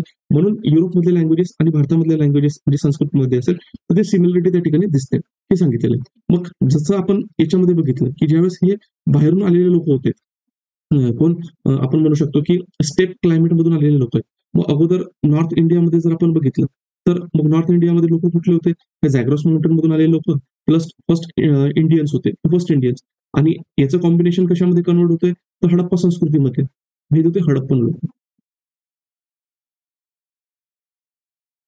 मग आता हे जे स्टेप लोक आलेले आहेत, ठीक आहे. बॅक्टेरिया मार्जिन आर्किओलॉजिकल कॉम्प्लेक्सला बायपास करून जे लोक आलेले आहेत, तर स्टेपमध्ये आलेले लोक आले. यांचं हडप्पन लोकांबरोबर इंटरॅक्शन झालं. कल्चरची देवाणघेवाण झाली आणि मग त्यांना काय म्हटलं गेलेलं आहे, समजा ते आर्यन्स वगैरे असतील, ते आर्यन्स असतील. आणि मग मूळच्या भारतातले जे होते, मग त्याला आपण असं म्हणू शकतो की फर्स्ट इंडियन्स म्हणजे जे होमोसेपियन सेपियन होते, म्हणजे ज्याला आपण ते भारताच्या साऊथ भागामध्ये राहतात, तर ते जे होते तर फर्स्ट इंडियन्स. आणि प्लस हे जे काही हडप्पन लोक आहेत, हे हडप्पन लोक साऊथमध्ये जे शिफ्ट झाले, हिंदू लोक त्या ठिकाणी असले पाहिजे. अशा पद्धतीचं डिबेट जे असेल, तर त्याचं डीएनए अनालिसिस आहे. ते डीएनए अनालिसिस याच्यामध्ये त्यांनी दिलेलं आहे. आणि बऱ्याच व्ह्यू पॉईंटमध्ये मग त्यांनी दाखवलं की सिमिलरिटी म्हणजे सॉरी मेसोपोटामियामध्ये असेल किंवा आपण असं म्हणू शकतो की हडप्पन कल्चर असेल. मग याच्यामध्ये काय सिमिलरिटी वगैरे होत्या, काय होत्या, तर ते. आणि थोडक्यात याचं जिस्ट असा होता की आर्यन इन्व्हेजन वगैरे असं काही झालेलं नाही. आणि भारतामधले जे लोक आहेत, तर ते over the period of time बऱ्यापैकी आलेले आहेत. आणि त्याचाच देत असताना त्यांनी बेस दिलेला आहे. म्हणजे त्यांनी एक्झाम्पल किंवा अनालॉगी दिली ती पिझ्झाची. पिझ्झामध्ये म्हणजे कसं पिझ्झाचा बेस असतो आणि पिझ्झाचा बेस म्हणजे काय, हे फर्स्ट इंडियन्स आहेत जे होमोसेपियन सेपियन आफ्रिकेतून आले ते. मग त्याच्यामध्ये काही सॉस असते, त्याच्यानंतर चिली फ्लेक्स असतात, असे काही असतात, चीज असते, अशा गोष्टी येतात. मग याच्यानंतर आलेले हे जे लोक असतील, मग ते झॅग्रोस माउंटन मधून आलेले म्हणजे इराणियन लोक आहेत, त्याची फर्स्ट इंडियन्स बरोबर इंटरॅक्शन होऊन जी हडप्पन संस्कृती त्या ठिकाणी डेव्हलप करतात. त्याच्यानंतर स्टेप क्लायमेट मधून आलेले जे लोक असतील, ठीक आहे ते. त्याच्यानंतर अस्ट्रोएशियाटिक लोक असतील जे चायनाकडून आलेले आहेत ते. मग हे काय होतात, मग ते भारतामध्ये काय येत असताना म्हणजे पिझ्झावर जसे काही वेगवेगळे एलिमेंट्स स्प्रेड केलेले असतात, त्या पद्धतीने ते काय करतात, तर ऍक्ट करतायत. आणि भारताची जी संस्कृती असेल, तर त्याच्यामध्ये कुठल्या तरी एका कल्चरने दुसऱ्या कल्चरला डॉमिनेट केलं असेल, असं काही नाही आहे. ते फक्त काय over the period of time जे लोक आलेत, ज्यांच्यामध्ये इंटरॅक्शन झालेले आहेत आणि जे भारतामध्ये राहिले, तर तो कॉन्सेप्ट त्यांनी याच्यामध्ये दिलेला आहे. आता त्याच्यामध्ये अजून बरेच पॉईंट आहेत, पण वेळेअभावी ज्या इम्पॉर्टंट गोष्टी होतात त्या आपण याच्यामध्ये डिस्कस करणार आहोत. मला याच्यापर्यंत हे झालं कुठपर्यंत अर्ली इंडियन्समध्ये ज्या काही गोष्टी दिलेल्या होत्या त्याच्यामध्ये आपण काय केलं, त्याचा ब्रीफ ओव्हरव्ह्यू जो तो ब्रीफ ओव्हरव्ह्यू बघितला. आता ज्यावेळेस आपण आन्सर वगैरे डिस्कस करू, ऑलरेडी आम्ही ज्यावेळेस क्लासमध्ये डिस्कस करतो, तर त्यावेळेस मी हे जे ऍडिशनल डायमेन्शन्स आहेत, हे ऍडिशनल डायमेन्शन्स मी स्टुडंटला इन्क्लूड करायला सांगतो, जेणेकरून काय होते की त्यांचं जे आन्सर असेल ते बाकीच्यांपेक्षा काय होईल, तर स्टँडर्ड होऊ शकते. मग आता हे झाल्यानंतर मग आपण थोडं हडप्पा संस्कृतीकडे वळूया. मग हडप्पा संस्कृती जर आपण बघितली,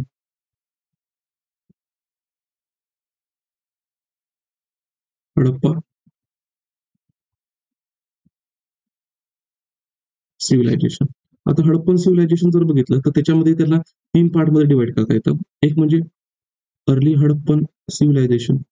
अर्ली हडप्पन सिव्हिलायझेशन जर बघितलं तर जवळपास 3300 बिफोर कॉमन एरा. त्याच्यानंतर मॅच्युअर हडप्पन सिव्हिलायझेशन हे 2600 टू नियर अबाउट 1800 किंवा 1900 काही ठिकाणी येतं ते, और 1900 या ठिकाणी. ठीक आहे. आणि त्याच्यानंतर लॅटर हडप्पन सिव्हिलायझेशन, त्याला उत्तर हडप्पा संस्कृती ते पण म्हटलं गेलेलं आहे. हे जे तर 1902 आपण असं म्हणू शकतो की 1300 बिफोर कॉमन एरा असं म्हटलं गेलेलं आहे. मग हे झाल्यानंतर मग आता लक्षात घ्या की म्हणजे मॅच्युअर हडप्पा संस्कृती म्हणजे जे आपण पुस्तकांमध्ये अर्बनायझेशनचं वगैरे कल्चर डिस्कस करतो किंवा स्टडी करतो ते म्हणजे मॅच्युअर हडप्पन सिव्हिलायझेशन. आणि हे अर्ली हडप्पन सिव्हिलायझेशन म्हणजे काय, की ज्या ठिकाणी पहिले सुरुवातीला ऍग्रिकल्चर सुरुवात झालेली आहे ते म्हणजे मेहगर या ठिकाणी, म्हणजे आपण भारताचा वायव्य भाग बघितला आणि मग तिथून ऍग्रिकल्चरचा स्प्रेड काय बाकीच्या भागामध्ये होतो. मग स्मॉल स्मॉल जे काही प्लेसेस आहेत ऍग्रिकल्चरचे ते डेव्हलप होतात. मग त्याच्यामध्ये कोटदिजी असणार आहे, कुणाल असणार आहे, रेमांदेरी असणार आहे. ठीक आहे. असे जे ऍग्रिकल्चरल प्लेसेस आहेत तर ते त्या ठिकाणी काय होतात, कोट्टा आहे ते डेव्हलप होतात. मग ते त्या ठिकाणी त्यांचा पॉट वगैरे असेल, पॉटरी डेव्हलप होते आणि over the period of time त्यांच्यामध्ये इंटरॅक्शन होते आणि इंटरॅक्शन झाल्यानंतर मग त्याची कशा एरियामध्ये डेव्हलपमेंट होतोय त्याचं मॅच्युअर हडप्पन सिव्हिलायझेशन. म्हणजे जिम शॅफर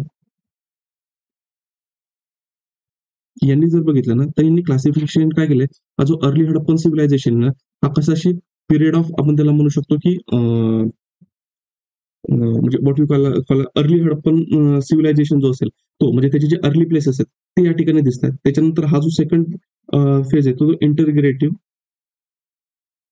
म्हणजे हे जे वेगवेगळे कल्चर होते ठीक आहे ते इंटिग्रेट झालेले आहेत. आणि त्याच्यानंतर जर आपण बघितलं लॅटर हडप्पन सिव्हिलायझेशन, याच्यामध्ये हे जे रिजनल कल्चर आहे. नंतर हे हडप्पन सिव्हिलायझेशन काय होतं की हडप्पा संस्कृती ज्यावेळेस त्यांना प्रॉब्लेम फेस होतोय, प्रॉब्लेम फेस होत असताना काही वेळेस म्हटलं गेलेलं आहे की त्या ठिकाणी भूकंप आलेला असला पाहिजे आणि सिंधू संस्कृती सिंधू नदी असेल तिचा कोर्स त्या ठिकाणी चेंज झाला असला पाहिजे. आर रायके यांनी म्हटलेलं आहे की त्या ठिकाणी नंबर ऑफ इव्हेंट्स काहीतरी झाले असतील, फ्लडिंग झाली असेल म्हणून त्या ठिकाणी काय झालं असेल, मोहनजोदडो या ठिकाणी लोक डिस्प्लेस झाले असले पाहिजे. काही वेळेस क्लायमेटमध्ये चेंजेस झालेले असले पाहिजे. मग क्लायमेटमध्ये चेंजेस होत असताना हडप्पन हे जो अर्ली इंडियन्स आहेत तर अर्ली इंडियन्स मध्ये एक पॉईंट दिलेला आहे नियर अबाउट जर 2200 बिफोर कॉमन एरा मध्ये काय होतंय, अक्रॉस द वर्ल्ड आहे ना ड्राय कंडिशन किंवा क्लायमेटमध्ये ना चेंज होतोय. यालाच काय म्हटलं गेलेलं आहे, मेघालियन पिरियड. हा जो मेघालियन पिरियड आहे त्या मेघालियन पिरियडमध्ये काय आहे की अक्रॉस द वर्ल्ड म्हणजे मेसोपोटामी असेल, इजिप्तमध्ये असेल किंवा इंडिया असेल तर ते ड्राय सिच्युएशन त्या ठिकाणी क्रिएट होतात आणि त्याचा जो इम्पॅक्ट असेल तर तिथले जे काही कल्चर असणार आहे ते कल्चर त्या ठिकाणी काय चेंज होत असलं पाहिजे किंवा त्याच्यावर त्याचा इम्पॅक्ट झाला असला पाहिजे. असे बरेच जे काही थेरीज आहेत ते हडप्पनच्या डिक्लाईनला दिलेले आहेत. मग काही हिस्टोरियन म्हणतात की हडप्पा डिक्लाईन झालेले आहेत, त्याचं ट्रान्सफॉर्मेशन झाले. म्हणजे पहिले ते जर शहरीकरण संदर्भात संस्कृती असेल, नंतर ती गावामधली जी संस्कृती आहे ती गावामधली संस्कृती झाली आणि गावामधली संस्कृती होत असताना मग जर आपण आता मॅप थ्रू बघा म्हणजे आपल्याला पुढची जी डिस्कशन करायचंय तुम्हाला समजेल.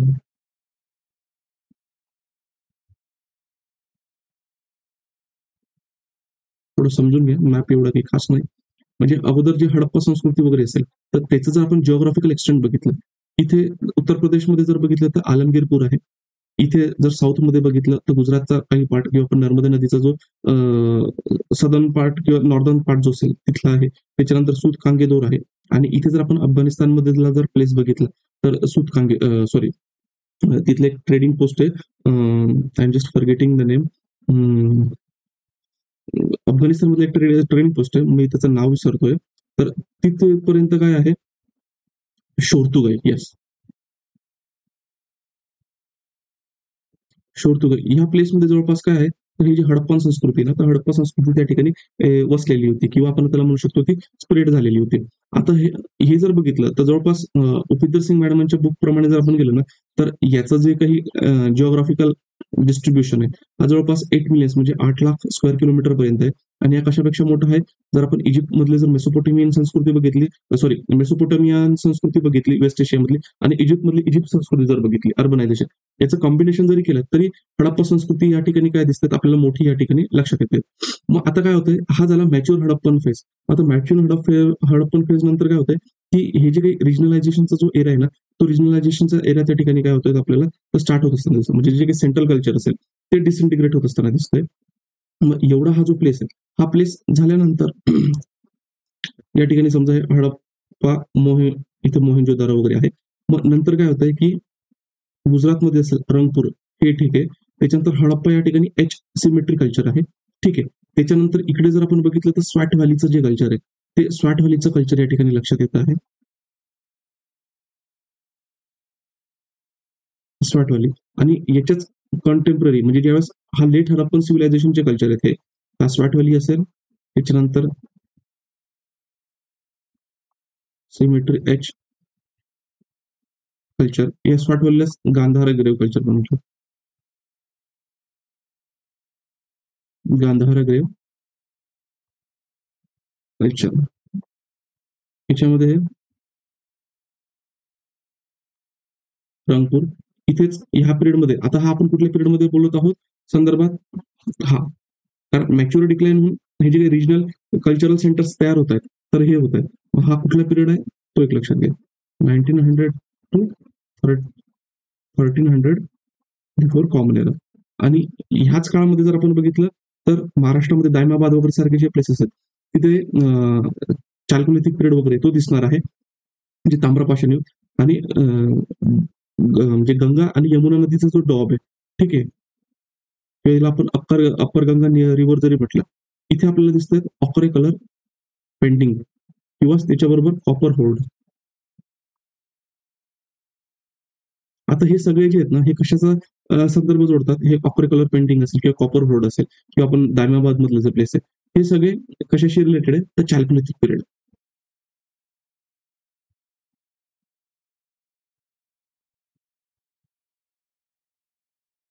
ठीक आहे चाल्कुलिथिक पिरियड आणि हे चाल्कुलिथिक पिरियड होत असताना मग ज्यावेळेस आता जी अकॅडमिक मध्ये अंडरस्टँडिंग आहे ती काय अंडरस्टँडिंग आहे की मग ह्याच ड्युरेशन मध्ये काय आहे तर जे काही म्हणजे जे स्टेप मधले लोक किंवा आर्यन लोक ते आर्यन लोक भारतात आले आणि जवळपास ऋग्वेद जो आहे ऋग्वेद काय इसवी सन पूर्व 1500 मध्ये याची स्टार्टिंग झाली असली पाहिजे आणि ऋग्वेदिक कल्चर जे असेल ते इसवी सन पूर्व 1500 पासून इसवी सन पूर्व 1000 मध्ये पर्यंत हा पिरियड असला पाहिजे आणि जो काही लॅटर वेदिक पिरियड आहे हा लॅटर वेदिक पिरियड कधीपासून हा 1000 before common era to near about 600 before common era पर्यंत हा असला पाहिजे म्हणजे याच्या अगोदर काहीतरी ही जे आर्यन्स आहेत हे भारतात आले बसले पाहिजे in the form of waves मग आता हे कॉपर चाल्कुलिथिक पिरियड बघत असताना उत्तर प्रदेशमध्ये एक प्लेस या ठिकाणी सिनवली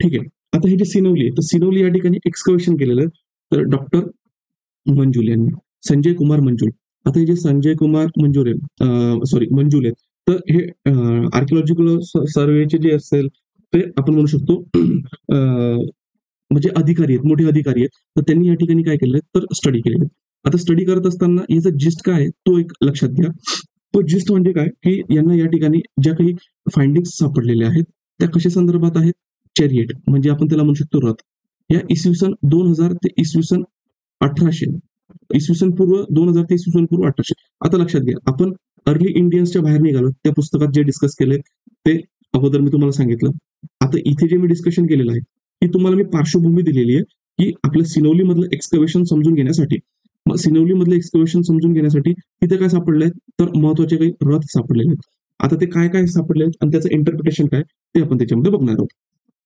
मग आता लक्षात घ्या सिद्धपूर सिनवली आता हे कुठे आहे आपणच म्हणू शकतो यमुना हिंदोंड म्हणजे यमुनेच्या तीरावर आहे म्हणजे त्याला आपण म्हणू शकतो की जिथे ochre colour painting sorry ochre colour pottery होती ज्यावेळेस हडप्पा संस्कृती ऱ्हास होतोय किंवा हडप्पा संस्कृतीच्या शेवटच्या टप्प्यामध्ये आहे तर त्यावेळेस तिथला जो पिरियड आहे किंवा तिथला आहे रिजन आहे तो कशाशी संदर्भ येते सिनवली त्या ठिकाणी आहे आणि सिनवली त्या एरियाशी किंवा त्या पिरियडशी संबंधित आपल्याला दिसते तर मग आता याचं एम्स आणि ऑब्जेक्टिव्ह काय आहेत आता नियर अबाउट 2008 मध्ये पण सिनवलीमध्ये काय झालं होतं तर एक्सकॅव्हेशन झालं होतं म्हणजे तिथं उत्खनन झालं होतं पण त्या उत्खननामध्ये आता जे नवीन फाइंडिंग्स भेटले आहेत ना त्या फाइंडिंग्स त्या ठिकाणी भेटलेल्या नाही आता त्यावेळेस जे फाइंडिंग भेटलेल्या होत्या की ते काय सांगतात की त्यावेळेसचं जे कल्चर असणार आहे ना हे हरप्पन कल्चर संदर्भात किंवा कॉपर होड किंवा ऑपरिकलर पॉटरी जी असेल ती त्या ठिकाणी असली पाहिजे, याचे एव्हिडन्स त्या ठिकाणी लक्षात येतं. म्हणजे गंगा डोप. ठीक आहे. मग आता त्याच्यानंतर सिनोलिनने आपल्याला आता कुठले एव्हिडन्सेस मिळालेले आहेत. आता इथली जी एक्सकेव्हेशन आहे ते नियर अबाउट 2018 मध्ये स्टार्ट झालेले आहेत आणि 2021-22 पर्यंत याचे बरेचसे ज्या फाइंडिंग्स आहेत त्या काय व्हायला लागल्या, त्या पब्लिश व्हायला लागल्या. सगळ्यात महत्वाचं म्हणजे काय, इथे वॉर चेरेट सापडलेले आहेत. म्हणजे त्याला आपण म्हणू शकतो युद्धामध्ये यूज केलेलं जे काही रथ असेल तो रथ या ठिकाणी केलेला आहे. आता याची फाइंडिंग काय आहे, कुठल्या पिरियडचं असलं पाहिजे, इसवी सन पूर्व 2000 ते इसवी सन पूर्व 1800. हा कशाशी ओव्हरलॅप करतोय, जो मॅच्युअर हरप्पन पिरियड आहे त्याचा जो शेवटचा पार्ट आहे हा त्याच्याशी ओव्हरलॅप करणार आहे. मग याची इंटरप्रिटेशन आपण नंतर बघू, पहिले काय सापडलं ते बघू. त्याच्यानंतर कॉपर डेकोरेटेड शील्ड. शील्डचा मिनिंग होतो ढाल. ढाल अशी सापडलेली की ज्याच्यावर कशाने काय म्हणू शकतो की कॉपरने काय केलं तर डेकोरेट केलेलं आहे. त्याच्यानंतर विप आणि टॉर्च.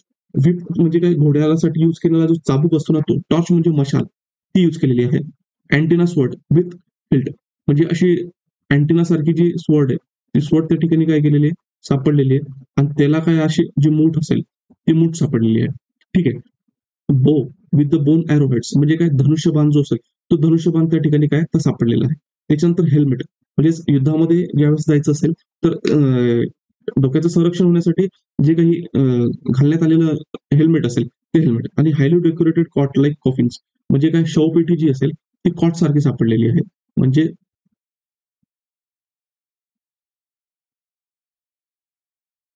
अशी शवपेटी आणि शवपेटीला असे पाय आढळलेले आहेत. ठीक आहे, ते आपण बघणार आहोत. हे महत्वाचे फाइंडिंग्स काय होतात ते या ठिकाणी सापडतात.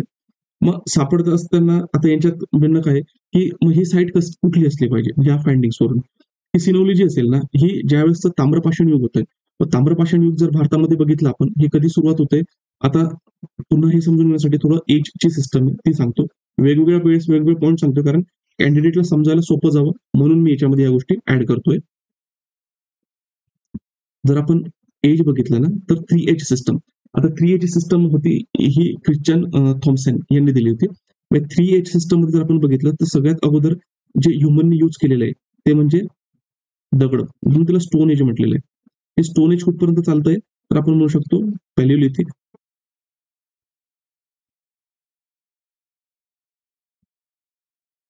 To Neolithic. आणि निओलिथिकची जी सुरुवात होते जवळपास अक्रॉस द वर्ल्ड इसवी सन पूर्व 9000 मध्ये दिसते सुरुवात म्हणतोय बरं मी. त्याच्यानंतर दुसरं जे मेटल किंवा मटेरियल यूज केलेलं आहे ते म्हणजे कॉपर. याची जी सुरुवात दिसते ती near about second half of 4000 before common era. म्हणजे जवळपास 4000 पासून इसवी सन पूर्व 4000 पासून ते इसवी सन पूर्व 3500 पर्यंत काय की कॉपरचा जो उपयोग आहे तो सुरुवात झालेला आहे. आणि युरोपमध्ये मोठ्या प्रमाणावर ब्रॉन्झ यूज केलेला आहे, तर त्याच्यामुळे त्याला ब्रॉन्झ एज पण म्हटलं गेलेलं आहे. आणि कॉपर एजचाच पार्ट हा ब्रॉन्झ एजचा आहे. आणि याच्यानंतर कॉपर नंतर सगळ्यात महत्वाचं जे मटेरियल यूज केलेलं आहे किंवा मेटल यूज केलेलं आहे ते म्हणजे आयरन. म्हणजे आयरन एजची सुरुवात होते की जवळपास म्हटलं तर 1000 बिफोर कॉमन एरा. आणि ज्यावेळेस आपण कॉपर एज इथे म्हणतोय तर कॉपर एज हडप्पा संस्कृतीच्या सुरुवातीचा भाग पण दिसतोय, हडप्पा संस्कृतीच्या समकालीन पण आहे आणि हडप्पा संस्कृतीच्या नंतर पण आहे. म्हणजे इथून इथपर्यंत जो डायरेक्ट ड्युरेशन असणार आहे त्याला चाल्कोलिथिक पिरियड म्हणतात, कारण ह्या मेटलचा या ठिकाणी उपयोग होतोय. पुन्हा इकडे डॉक्टर म्हणतो. मग हा जो चाल्कोलिथिक पिरियड आहे आणि या चाल्कोलिथिक पिरियडचा कुठला टप्पा, जो हडप्पा संस्कृतीच्या उत्तरेकडचा जो पार्ट आहे म्हणजे लॅटर हडप्पा संस्कृतीशी जो समकालीन आहे तिथली ही काय असली पाहिजे तर स्मशानभूमी असली पाहिजे, असं त्या ठिकाणी आढळलेलं आहे. आता या ठिकाणी जे जे मटेरियल आढळलेले आहे याचा संबंध कशाशी दिसतोय, जे वैदिक कल्चर होतं त्या वैदिक कल्चरशी संबंध दिसतोय. ठीक आहे. आणि हे जर आपण बघितलं याचे जे डेट्स आहेत म्हणजे त्यांनी जे ऍडव्हान्स टेक्नॉलॉजीज यूज केलेल्या आहे, एक्सरे मधल्या काही फाइंडिंग्स असतील, लिडार टेक्निक्स असतील, तर त्याच्यावरून असं लक्षात येतंय की याचा जो टाइम पिरियड असणार आहे हा इसवी सन पूर्व 2000 पासून ते इसवी सन पूर्व 1800 पर्यंत हा असला पाहिजे. मग आता त्याच्यानंतर हे आपल्याला मग ऑपरेकलर पेंटिंग जी असणार आहे म्हणजे गेरू रंगीत भांडी आहेत किंवा कॉपर होड किंवा आपण त्याला ताम्रनिधी म्हणतो त्याच्या संदर्भातली नवीन फाइंडिंग हे आपल्याला समजून घ्यायला महत्वाचं ठरते. मग आता यामध्ये महत्वाचं काय राहील नंतर की जे इंटरलिंकेजेस आहेत ते इंटरलिंकेजेस त्याच्यामध्ये करायचे आहे. मग आता सिनोली जे असेल ते ओसीपी किंवा कॉपर होड पीपल होते. ते कोण होते, ग्रेट वॉरियर होते. म्हणजे काय की ते युद्ध मध्ये पारंगत होते आणि त्यांना माहित होतं की चॅरिट वगैरे त्या ठिकाणी काय तर कसा तयार केला गेला पाहिजे. आणि shield and other weaponry may travel from east to west. मग त्यात काय टेक्नॉलॉजी जी असेल चेरिएट आणि त्याच्यानंतर जी वेपनरी असणार आहे मेट, मग ही पूर्वेकडून पश्चिमेकडे, म्हणजे जे ज्या अगोदर आपण इथं बघितलं होतं ना अर्ली इंडियन्स मध्ये आउट ऑफ इंडिया थेरी जी दिली जाते, तर त्याचा सपोर्ट करण्यासाठी अजून एक भर पडलेला आहे. आता ते कसं कसं ते आपण पुढे बघूया. ठीक आहे. आता इथं ते सिनोलीमध्ये एक्सकर्शन झालं होतं 2005-6 मध्ये by doctor D V Sharma. तर तिथे हे बीड्स म्हणजे मनी जे आहेत ते मनी वगैरे सापडलेले होते. त्याच्यानंतर जर आता याच्यात बघितलं तर हे जे शिल्ड आहेत म्हणजे आपण त्याला ढाल म्हणतो ती आढळलेली आहे. ह्युमन स्केलेटन हे ह्युमन स्केलेटन त्या ठिकाणी आढळलेले आहे. मग आता ही जी डिस्कवरीज आहेत त्याच्यात कुठकुठले झालेले आहेत ते wooden lac coffin and copper sheet sheathing falling and decoration, म्हणजे काय जे कॉफिन होतं शवपेटी होते त्याच्यावर काय कॉपरचे शीट्स वगैरे होतात ते त्या ठिकाणी दिसतात. एक जे कॉफिन सापडलेलं आहे, ठीक आहे, त्याच्यावर काय माणसासारखे दिसणारे जे काही आकृती आहेत त्याच्याने त्याला सजवले. मग ते अँथ्रोपोमॉर्फिक फॉर्म म्हणजे काय, जर तुम्ही हे बघितलं असेल अशा पद्धतीचे जे काही शेप्स आहेत जे आपल्याला चालकुलिती किंवा ताम्र निधीमध्ये सापडतात ते तसे आढळलेले आहेत. त्याच्यानंतर चॅरियट्स, तीन जे रथ आहेत ते तीन रथ त्या ठिकाणी सापडलेत. हेल्मेट सापडलेलं आहे आणि त्याच्यानंतर जी काही शिल्ड ढाल असणार ते ढाल पण सापडलेले आहे. ठीक आहे. त्याच्यानंतर two unique lac coffin with steatite inlays, म्हणजे जे स्टेटाईट्स असतात मनी किंवा त्याच्यापासून जे मटेरियल बनवलं जातं त्याच्या कशामध्ये केलेलं जे कॉफिन येतं त्याच्यामध्ये इनले केलेले सॅक्रेट चेंबर, म्हणजे जे काही गुपित एखादं कक्ष असेल तो आढळला आहे. Faience and copper pots, faience म्हणजे मटेरियल आहे त्याच्यापासून तयार केलेले काही दागिने वगैरे असतील ते. आणि त्याच्यानंतर जर आपण बघितलं तर तांब्याचे जे काही पात्र वगैरे असतील किंवा कलश असतील ते आढळलेले आहेत. हॅबिटेशनल एरियाज विथ मल्टिपल फर्नसेस, आणि ही स्मशानभूमी असे पण असू शकते किंवा आहे असं त्यांनी म्हटलेलं. पण त्याच्याच बरोबर लोक राहत असणाऱ्या गोष्टी जिथे प्लेसेस आहेत ते पण आढळलेत आणि तिथे बरेचसे जे काही फर्नन्सेस आहेत म्हणजे आपण म्हणू शकतो चुले आहेत तर चुलं त्या ठिकाणी आढळलेले आहेत. आता याच्यामध्ये काय केलेलं यांनी नेमिंग दिलेलं सिनोली मधली जी साईट्स आढळली त्याच्यामध्ये total 10 burials wear on earth, म्हणजे 2018-19 मध्ये काय 10 जे बरियल्स आहेत म्हणजे अवशेष ज्याला आपण म्हणू शकतो पुरलेले ते त्या ठिकाणी काय केले तर सापडलेले आहेत. आता 5 आर कॉफिन बरियल्स, म्हणजे 10 पैकी जे 5 आहेत ना ते शवपेटीमध्ये पुरलेले. मग आता बरियल नंबर 1, 3, 6, 9 आणि 10 जे होते याचं कशामध्ये तर वुडन कॉफिन बरियल आहे. आणि नंबर 3 आणि 6 मध्ये काय की कॉपर शिदिंग आणि डेकोरेशन्स आहेत. म्हणजे 1, 3, 6, 9 आणि 10 मध्ये काय कॉपर लाकडापासून तयार केलेले जे काही कॉफिन्स आहेत त्याच्यामध्ये ते काय केलेलं असलं पाहिजे तर पुरलेलं असलं पाहिजे. आणि 3 आणि 6 मध्ये काय ते जो काही आपण असं म्हणू शकतो कॉफिन होती किंवा शवपेटी, त्या शवपेटीवर कॉपरचे जे काही कवरिंग आहे ते कॉपरची कवरिंग आढळते. आता तुम्ही म्हणाल सर की तेव्हापासून आतापर्यंत लाकूड कसं टिकलं, तर लाकूड कसं टिकलं म्हणजे काय की यांना काय मिळालेलं आहे जे कॉफिन्स आहेत म्हणजे शोपेटी आहे. शोपेटीचा समजा दरवाजा असेल किंवा असं त्याचं स्ट्रक्चर आहे आणि याच्यावर जे काही कॉपरचं इनलेइंग केलेलं आहे, ठीक आहे, इथे आणि त्याच्यामधून, तर याच्या मधला एरिया पूर्ण गळून गेलेला आहे. मधला एरिया पूर्ण मातीचा झालेला आहे. पण ह्या स्ट्रक्चरवरून लक्षात येतंय की ते त्या ठिकाणी काय असले पाहिजे शोपेटी, आणि त्याच्यामध्ये जे मृतदेह आहेत काही ठिकाणी मृतदेह आढळले आहेत काही ठिकाणी मृतदेह आढळलेले नाही. त्याच्यानंतर 3 secondary burials including 1 twin burial and 2 symbolic burials, म्हणजे याच्यात त्यांनी सांगितलं की 3 सेकंडरी बरियल्स म्हणजेच काय की अगोदर त्याच्यामध्ये एक तर त्यांचं क्रिमेशन झालेलं असेल म्हणजे अग्निदाह त्यांना दिलेला असेल, नंतर त्यांची जी राख असेल तर राख त्या ठिकाणी काय पुरलेली असेल. आणि त्याच्यानंतर एका ठिकाणी ट्विन बरियल म्हणजे एका ठिकाणी दोन ठिकाणचे जे काही म्हणजे एका वेळेस पुरलेलं आहे आणि त्याच्यानंतर दुसऱ्या वेळेस पुरलेलं आहे असे ट्विन बरियल्स आढळले. आणि काही ठिकाणी सिम्बॉलिक बरियल्स म्हणजे तिथे कुठलेच अवशेष सापडलेले नाही, पण कदाचित योद्धा वगैरे कुठल्या दूरस्थ ठिकाणी गेले असतील किंवा निघून गेलेले असतील आणि त्यांच्या संदर्भात ती जी काही कबर वगैरे असेल ती बांधल्या गेलेली असेल आणि त्याच्यामध्ये मग ज्या वस्तू त्या वस्तू सापडलेल्या आणि ते सिम्बॉलिक बरियल्स त्या ठिकाणी म्हटलेले. मग आता त्यांनी ह्या गोष्टी अनालिसिस करण्यासाठी कुठल्या टेक्नॉलॉजीज यूज केलेल्या आहेत ते आपण म्हणू शकतो. म्हणजे काय की त्याची जी अॅक्युरेसी असेल ती हायेस्ट अॅक्युरेसी असेल. आता जे बरियल वन आहे ही ह्युमन स्केलेटल आहे, या ठिकाणी जे पॉटरीज वगैरे असतील म्हणजे माठ असतील ते त्या ठिकाणी आढळलेले आहेत. हा कंगवा आहे या ठिकाणी कॉपर पासून तयार केलेला. ठीक आहे. आणि याला जे पाय वगैरे होते ते आणि त्याच्यामध्ये कॉपर पासून तयार केलेले वेगवेगळे जार वगैरे असतील ते पण त्या ठिकाणी सापडलेले आहेत. अजून जे काही आढळलेले आहेत ते म्हणजे कॉपर पासून तयार केलेले जे काही ऑब्जेक्ट्स असतील सेमी प्रेशियस मेटल्स जे असतील गोल्ड पासून तयार केलेले त्याच्यानंतर छोटे जे काही मणी असतील ते त्या ठिकाणी काय तर आढळलेले आहे. आता बरियल 3 जे आहे तो कॉपर चॅनल अँड डॅगर त्या ठिकाणी आढळलेले आहेत. सिल्वर फॉईल पण त्या ठिकाणी आढळलेली आहे. पुन्हा कॉटलाईन कॉफिन जे आहेत तर ते आढळलेलं आहे. हे बघा, हे जे हॉटलाईन कॉफी आहे ना, ती त्या ठिकाणी काय करतायत तर आढळतात आणि बाकीचे जे काही गोष्टी आढळल्या. आता शिल्ड म्हणजे ही या ठिकाणी म्हणू शकतो आपण त्याला ढाल आहे. कॉफिन जिथे ठिकाणी पुरलेलं आहे, इथे हेल्मेट आढळलेलं आहे. इथे वेगवेगळे पॉट्स आढळले, अँटेना स्वॉर्ड आढळलेले, टॉर्च म्हणजे त्याला आपण मशाल म्हटलं गेलेलं आहे. आणि या ठिकाणी व्हील्स असतील, चाक पण आढळलेले आहे. ठीक आहे. ही जी अँटिना त्याला आपण स्वॉर्ड म्हणतो. ती ह्या पद्धतीची आहे. कॉपर पासून बनवलेली आणि त्यावेळेस आयर्नचा उपयोग होत नव्हता. म्हणजे लोकांना माहीत नव्हतं, की आयर्न कसं एक्स्ट्रॅक्ट करायचं आणि त्याच्यापासून मटेरियल कसं तयार करायचं. तर मग त्याच्यामध्ये काय की हे मोठ्या प्रमाणावर काय झालेलं आहे, तर त्याचा उपयोग झालेला असतील त्या वेपन्समध्ये आणि हे लिथल वेपन्स त्यावेळेसचे कंटेम्पररी असू शकतात. आता काही ज्यावेळेस चाल्कोलिथिक पिरियड वगैरे आपण स्टडी करतो, तर अगोदर इसवी सन पूर्व 2000 पर्यंत आयर्नचे एव्हिडन्सेस आढळतात. पण सगळ्यात महत्त्वाचं म्हणजे काय टेक्नॉलॉजी उपजत होती किंवा लोकं टेक्नॉलॉजी यूज करत होती. याचा अर्थ काय त्याचा मोठ्या प्रमाणावर वापर होता. तसं आयर्नचा त्यावेळेस नव्हता. हे लक्षात घ्या. कॉशन बरियलचा. त्याच्यानंतर ह्युमन स्कल अँड रिब. ठीक आहे. हे त्या ठिकाणी आढळलेले आहे. त्याच्यानंतर साईज ऑफ कॉफिन म्हणजे कॉफिनला कशा पद्धतीने काय असू शकतात, पाय असू शकतात हे दाखवलेले आहेत आणि वुडन पासून हे काय केलेली होती, तर तयार केलेली होती. ठीक आहे. आता त्याच्यापासून हे जे चॅरिट मिळालेले आहे, मग त्याला आपण म्हणू शकतो रथ. रथला काय आहे, तर चाक आहेत. ते भरीव असलं पाहिजे आणि त्याच्यावर असे हे जे तारे दाखवलेत ना आट्यांसारखे, तर त्या चाकावर कॉपरचे असे इनलेइंग केलेले होतात. त्याच्यावरून ते लक्षात येतंय, की ते चाक असलं पाहिजे आणि लोकं पण असतील, तर त्या ठिकाणी प्रॅक्टिस कशी असली पाहिजे, की जिथं मृतदेह झालेला आहे, तर तिथे कॉफिनमध्ये त्याला टाकलं असलं पाहिजे. तिथे जे काही समाधीस्थळ आहे तिथे आणलं असलं पाहिजे. तिथे त्याला शुद्धीकरण वगैरे झालेलं असलं पाहिजे. शुद्धीकरण झाल्यानंतर मग ह्या सगळ्या ज्या गोष्टी असतात, मशाल असतील, हे पॉट्स वगैरे असतील, ते त्याच्यात टाकले असले पाहिजे आणि मग त्याला पुरलं असलं पाहिजे. ठीक आहे. अशा पद्धतीची प्रोसेस असू शकते. असं त्यांनी इंटरप्रिट केलेलं आहे. हे बरियल्स वगैरे असतील, ज्या गोष्टी आपण डिस्कस केल्या, ज्या सापडलेल्या आहेत, ते आपल्याला या ठिकाणी लक्षात येईल. बरियल्स 9, सिक्रेट चेंबर या ठिकाणी दाखवलेला आहे. त्याच्यानंतर बरियल नंबर 10, त्याच्यानंतर बो आणि एरो म्हणजे धनुष्यबाण जो असेल, तो पण त्या ठिकाणी काय दाखवलेला आहे. हे आपल्याला लक्षात येतं. ठीक आहे. स्टिटाईट इनलेस. मग आता याच्यामध्ये याचे जे डायमेन्शन्स वगैरे असेल सिक्रेट, तर त्याच्यामध्ये ते सांगितलेलं आहे. चॅरिट सगळ्यात महत्त्वाचं म्हणजे काय इथे चॅरिट आढळलेलं आहे. आता चॅरिट आढळलेला असताना या ठिकाणी काय हा चॅरिट आहे. इथे डी शेप ॲक्सल या ठिकाणी आढळलेला आहे. त्याच्यानंतर काय इथे चाक आहे. तर चाकांसाठी एक योक आहे आणि त्याच्यावर हे जे काही प्लॅटफॉर्म आहे, तो प्लॅटफॉर्म बिल्ड केलेला आहे आणि इथे समोर मग पुढच्या प्राण्याला आपण असं म्हणू शकतो. हे पहा इथे योक. इथे 2 प्राणी असतील आणि ते 2 प्राणी म्हणजे काय ते हॉर्सेस असतील. आता ते का ते पण आपण पुढे डिस्कस करू. त्याच्यानंतर हा असेल वरचा पार्ट. हा जो असेल इथे copper pipe for attachment of pole. ठीक आहे.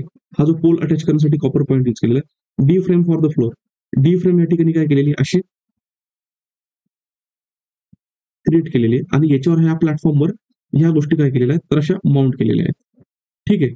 आणि इथे हे जे लोक असतील ते त्या ठिकाणी उभे राहिले असतील आणि इथे झेंडा फडकवण्यासाठीचा जो पोल आहे तो पोल पण त्या ठिकाणी असला पाहिजे. 4 copper sheath pipes for canopy म्हणजे जर तुम्ही महाभारत वगैरे बघितलं असेल तर त्याच्यामध्ये जे काही युद्ध करतात युद्ध करत असताना जे रथ दाखवलेत ते त्या टाईपमध्ये copper pipe and socket with nail for attachment of side board. ठीक आहे.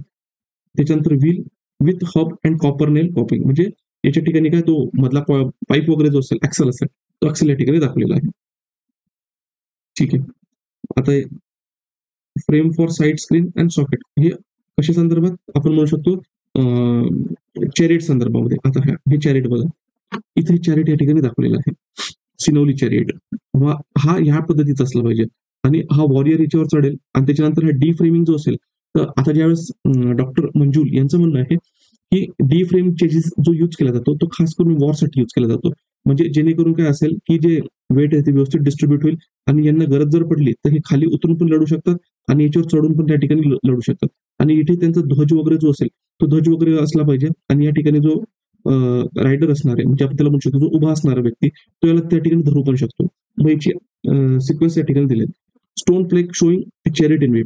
आता हे भारताच्या बाहेरचं आहे की या ठिकाणी आपल्या लक्षात येतं इथे स्पोक व्हील आहे पण हे जे व्हील होतं हे भरीव व्हील होतं हे लक्षात घ्या. आणि या ठिकाणी काय असला पाहिजे तर जो युद्ध करणारा व्यक्ती असेल आणि हा जो सारथी असेल तो सारथी या ठिकाणी दाखवला. आता मेसोपोटेमियन चॅरिट आहे. मेसोपोटेमियन चॅरिटमध्ये 4 चाक आहेत आणि इंडियामध्ये जे सिनोलीमध्ये सापडलेलं रथ आहे त्याच्यामध्ये 2च आहे. म्हणजे बॅलन्सिंग टेक्निक जी असेल ती भारतामध्ये ऍडव्हान्स होती ना की मेसोपोटामियामध्ये ऍडव्हान्स होते. इजिप्शियन चॅरिट आहेत. इजिप्शियन चॅरिटमध्ये जे दाखवले ते स्पोक व्हील दाखवले आणि त्याच्यानंतर डी फ्रेम चेसिस ती ऍज इट दाखवलेली आहे. पण भारतामध्ये तो भरीव होता. आणि त्याच्यानंतर रोमन चॅरिट आहे. त्या रोमन चॅरिट पण काय हा स्पोक व्हील दाखवलेला आहे आणि त्याच पद्धतीची टेक्निक्स त्या ठिकाणी यूज केलेली आहे.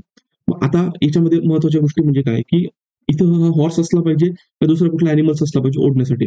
तर डॉक्टर मंजुल आणि त्यांच्यासोबतची टीम आहे यांनी जे स्टडी केलं त्यांच्यानुसार काय की हा योग ज्या पद्धतीने दिलेला आहे आणि त्याच्यानंतर या योगमध्ये आणि ह्या फ्रेममध्ये जेवढे डिस्टन्स आहे आणि ज्या पद्धतीने त्याला ओढलं जातंय तर ही रचना जी असणार आहे, ही रचना हॉर्स साठीच असली पाहिजे, ना की दुसऱ्या कुठल्या अॅनिमलसाठी असली पाहिजे. म्हणजेच काय, की मग घोड्याचे जे अवशेष आहेत, तर घोड्याचे अवशेष पण या ठिकाणी काय तर भेटू शकतात.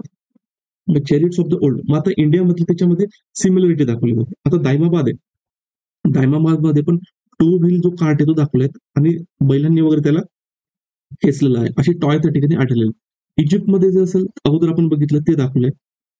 त्यानंतर जर आपण बघितलं wheels and toy carts from Kalibangan. कालीबंगनमध्ये हे जे व्हील्स वगैरे सापडले आहेत किंवा तिथे आपण टॉय कार्ट जे सापडलेले आहेत, त्याच्यामध्ये आपल्या लक्षात येतं जे व्हील असतील ते व्हील पण काय तर भरीव आहेत. हे लक्षात घ्या. आता हे बघा हां, हे व्हील काय दाखवलेत तर भरीव दाखवलेले आहेत आणि 2 व्हील आहेत. त्याच्यामध्ये 4 नाहीये. म्हणजे बॅलन्सिंग टेक्निक्स त्या ठिकाणी काय तर डेव्हलप झालेली असते. हे हरप्पन टॉय कार्ट्समध्ये पण हे जे रथाचं जे रिफ्लेक्शन आहे, तर रथाचं रिफ्लेक्शन त्या ठिकाणी दिसतं. आणि नंतर जे रथ आहेत, ते रथ आपल्याला नंतरच्या कल्चरमध्ये दिसतात. मग सांची स्तूप वगैरे असणार आहे, त्या ठिकाणी रथाचं फार इम्पॉर्टन्स आहे. म्हणजे ऋग्वेदामध्ये पण काही रथ इम्पॉर्टंट आहे. म्हणजे जसं दशरथ राजा होता, दशरथ 10 रथांचा जो मालिक असेल तो. ज्यावेळेस तुम्ही रामायण, महाभारत जरी बघितलं असेल, तर त्याच्यामध्ये तुम्हाला लक्षात येऊ शकतं रथांचं त्या ठिकाणी किती इम्पॉर्टन्स जर त्यांचं वॉरमध्ये असेल किंवा त्यांचं जे ते दाखवतात की स्वतःचा त्यांचा कुठला जो रथ असेल, तो युद्धामध्ये महत्त्वपूर्ण कामगिरी त्या ठिकाणी बजावत असेल. मग याचे रिलेशन्स यांनी कशासोबत दाखवलेले आहेत, तर आपण असं म्हणू शकतो की ऋग्वेदासोबत दाखवले. मग ऋग्वेदामध्ये रथ किंवा चॅरिट त्याचे रेफरन्सेस आहेत आणि इथे पण भेटतात. म्हणजेच अगोदर जे आपण म्हटलं की ऋग्वेद हे असेल इसवी सन पूर्व 1500 मध्ये हे रचलं गेलं असेल, तर ते तसं नसलं पाहिजे. त्याच्या अगोदरचा ऋग्वेद असला पाहिजे. ठीक आहे. म्हणजेच ही जे टाइम स्केल हे टाइम स्केल हा अगोदरचा गेलेला पाहिजे. आणि जे ऑक्रेकलर पॉइंटिंग रिलेटेड ऑक्रेकलर पॉटर रिलेटेड जे डिस्कशन्स दिलेले आहेत, हे कशाशी समकालीन दिसतात? हे समकालीन दिसतात. जे लॅटर वैदिक कल्चर असेल, हे उत्तर वैदिक कल्चर ते. म्हणजेच काय हे उत्तर वैदिक कल्चर पण अगोदर येते. म्हणजेच अगोदर जी हडप्पन संस्कृती आहे, त्याचा टाइम पिरियड तर फिक्स आहे. कारण की ते आर्किओलॉजिकल एव्हिडन्सेस मधून फाइंड आउट केले. पण ज्यावेळेस आपण ऋग्वेदाचा टाइम पिरियड फ्रेम केला जातो, ते कशावरून केलं जातं? तर हे तिथले जे काही स्क्रिप्ट लिहिलेली आहे, म्हणजे ज्या पद्धतीने ते लिहिलेले आहे, ऋचांची जशी मांडणी झालेली आहे, त्या मांडणीच्या आधारावर त्याचा जो टाइम पिरियड आहे, हा विलियम जोन्स असेल किंवा मॉर्टिमर विलर असेल यांनी इसवी सन पूर्व 1500 मध्ये त्याचा प्लेस केलेला आहे. पण आर्किओलॉजिकल एव्हिडन्सेस काय सांगतात, की ज्या गोष्टी ऋग्वेदामध्ये दिलेल्या आहेत, त्या गोष्टी त्याच्या अगोदर घडलेल्या आहेत. म्हणजे तो ऋग्वेद पण काय अगोदरचा असला पाहिजे. ठीक आहे. मग तिथं चॅरिटचं वगैरे असेल, त्या गोष्टी दिल्या आहेत. व्हील वगैरे दिले आहेत आणि शुल्बसूत्र वगैरे असेल, त्याच्यामध्ये रथांचं जे इम्पॉर्टन्स आहे, तर रथांचं इम्पॉर्टन्स दिलं. त्याच्यानंतर जर बघितलं तर उत्तर वैदिक काळ असेल, तर उत्तर वैदिक काळातले जे टेक्स्ट असतील, तर त्याच्यामध्ये वेगवेगळे कन्फ्लिक्ट दाखवले. मग कन्फ्लिक्टमध्ये जर आपण बघितलं तर ऋग्वेदाचा जो 7th मंडल आहे, त्या 7th मंडलमध्ये दशराध्न युद्ध दाखवलंय. म्हणजे दशराध्न युद्ध आहे, ते दशराध्न युद्ध कुठे फाईट होत असताना दिसतंय, तर आपण म्हणू शकतो की पर्शियनी रिव्हर असेल, ते त्या ठिकाणी होते. आणि मग त्या ठिकाणी होत असल्यामुळे काय, हा जो कन्फ्लिक्टिंग अँगल आहे, म्हणजे तिथले ते वॉरियर्स होते आणि हे पण वॉरियर्स आहेत. पण याचा टाइम पिरियड आपल्याला काय दाखवतो, इसवी सन पूर्व 2000 ते इसवी सन पूर्व 1800 पर्यंत. या ज्या फाइंडिंग्स आहेत, या फाइंडिंग्स या ठिकाणी लक्षात येतात. मग अग्नीचं इम्पॉर्टन्स, ऋग्वेदिक डिटीज असतील, उषाज असतील, तर हे सगळे कशाशी असोसिएटेड दाखवले तर चॅरिटशी असोसिएटेड दाखवलेले आहेत. मग chariot of Sanauli were horse drawn. मग आता याच्यात जसं सांगितलं size and shape of the chariots indicates chariot were pull by double horse. पण त्याचा जो साईज अँड शेप आहे तो या पद्धतीने की जसं काही तो 2 घोड्यांनी ओढला गेलेला असला पाहिजे. Long pole having thin circumference attach with the short yoke. म्हणजेच काय, हा पोल लॉंग आहे आणि त्याच्यानंतर तो जो योक अगोदर दाखवलेला होता, जो गाडीला असा जोडलेला आहे, हा शॉर्ट दाखवलेला. बैलांचा असेल तो फार मोठा असतो. जर बैलगाडीमध्ये वगैरे बघितलं, इथे शॉर्ट आहे. म्हणजे हा कशासाठी असला पाहिजे, घोड्याची जी मान असेल तर त्याच्यावरती व्यवस्थित तो टेकला गेलेला असला पाहिजे. म्हणून हे त्याच्याशी रिलेटेड. ऍक्सल, चेसिस आणि wheels shown similarity with the chariots of contemporary world. म्हणजे समकालीन काळातले जे काही असतील, तर ते त्याच्याशी काय दाखवतात, ते सिमिलरिटी दाखवतात. मग शिल्ड्स वगैरे जे असतील, म्हणजे जी ढाल असेल, ती ढाल या ठिकाणी काय तर दाखवलेली आहे. आता हे कम्प्युटराइज एक्स-रे पासून तयार केलेली इमेज या ठिकाणी दिसते. हे डॉक्टर मंजूर. ठीक आहे. हे कॉम दाखवलेलं आहे. आरसा जो असेल कॉपर पासून तयार केलेला, तो पण त्या ठिकाणी काय तर भेटलेला आहे. Miniature pot and evidence of liquid storage. म्हणजे लिक्विडला त्या ठिकाणी काय स्टोरेज वगैरे केलेलं असलं पाहिजे. ठीक आहे. मॅट इम्प्रेस्ड म्हणजे काय, की जी चटई वगैरे असेल, तर त्याचं इम्प्रेशन त्याच्यावर काय तर आढळतंय. ठीक आहे. फर्नान्सेस म्हणजे ज्या आपण चुला म्हणू शकतो, त्या फर्नान्सेस पण आढळतात. त्या पॉटर त्या ठिकाणी आढळलेलं आहे. हे जे हेल्मेट आहे, हे हेल्मेट या ठिकाणी काय तर आढळतं आहे. ठीक आहे. यांनी सर्व्हे वगैरे कसे केलेले. Sequential reconstruction of burial process. Burial कशी केली गेलेली असते म्हणजे ते ऑलरेडी आपण डिस्कस केलं. मग लिटररी रेफरन्सेस मध्ये जर आपण बघितलं, तर ऋग्वेदामध्ये अग्निदाह आणि अग्निदाह पण म्हटलं. अग्निदाह म्हणजे ज्याचं क्रिमेशन केलं जात आहे, त्याचे एव्हिडन्सेस आपल्या सिमेट्रिक एच कल्चर मधून पण मिळतात. स्वॅट व्हॅली जे असेल म्हणजे गांधारा कल्चर, त्याच्यामध्ये पण त्याचे रिलेटेड एव्हिडन्सेस मिळतात. ते इथे पण मिळतात सिनोलीमध्ये. आणि अनग्निदाह मध्ये काय, की बर्न के म्हणजे body not burnt with fire. म्हणजे काय, बॉडी काय केले, फायर नसते केलेली, पण ते म्हणजे आपण म्हणू शकतो पुरलेली असते. त्याच्यानंतर उदित म्हणजे काय एक्सपोजर टू द एलिमेंट्स, म्हणजे नेचरला जे असेल ते नेचरमध्ये टाकून दिलेले आहेत. नंतर तिथले व्हल्चर वगैरे जे काही असतील ते कन्झ्युम करत असतील आणि मग त्याचे जे अवशेष आहेत ते अवशेष त्या ठिकाणी काय तर पुरले असतील किंवा त्याच्या जे कॉफीनमध्ये टाकले असतील. ही गोष्ट त्या ठिकाणी दाखवलेलं आहे. आता बरेच याच्यामध्ये डिटेल आहे, पण सगळ्यात महत्वाचं म्हणजे काय की याच्यामध्ये जे काही बर्ड्स आणि अॅनिमल्स दाखवलेले आहेत तर ते पण त्या ठिकाणी दिसतात. म्हणजेच आपल्या असं लक्षात येतं की अथर्ववेदामध्ये मेन्शन केलं होतं की जो काही ड्रॉट ऑक्स असणार आहे, म्हणजे गाडी वगैरे ओढणारा बैल असेल तर त्याचं सुद्धा काय की मनुष्य ज्यावेळेस डेड होत होते तर त्याचं क्रिमेशन केलं जात होतं किंवा त्याला जाळलं जात होतं. तसेच एव्हिडन्सेस आपल्याला या ठिकाणी पण आढळतात. काही बर्ड्स वगैरे असतील, डॉग्स असतील, त्यांचा पण संदर्भ जो असेल, इथे जे काही आपण समजू शकतो पुरलेल्या गोष्टी तिथे त्याचा एव्हिडन्सेस मिळतो. त्याच्यानंतर worship of tradition of cults, म्हणजे अँथ्रोपोमॉर्फिक जे फिगर्स आहेत ते त्या ठिकाणी डिपिक्ट केले. म्हणजे अँथ्रोपोमॉर्फिक फिगर्स म्हणजे काय की ही फिगर. आता उत्तर प्रदेशमध्ये अशा काही कम्युनिटी आहेत की तिथे अजून पण हे जो कल्चर आहे तो स्टडी केला जातो. त्यांना काही वेळेस शनिदेव पण म्हटलं जातं. मग ह्या म्हणजे हे जे काही अँथ्रोपोमॉर्फिक सिम्बॉल्स आहेत ते यूज केले. कदाचित त्याचा पण रिलिजियस इम्पॉर्टन्स हा कुठे असला पाहिजे, तर सिनोलीमध्ये असला पाहिजे.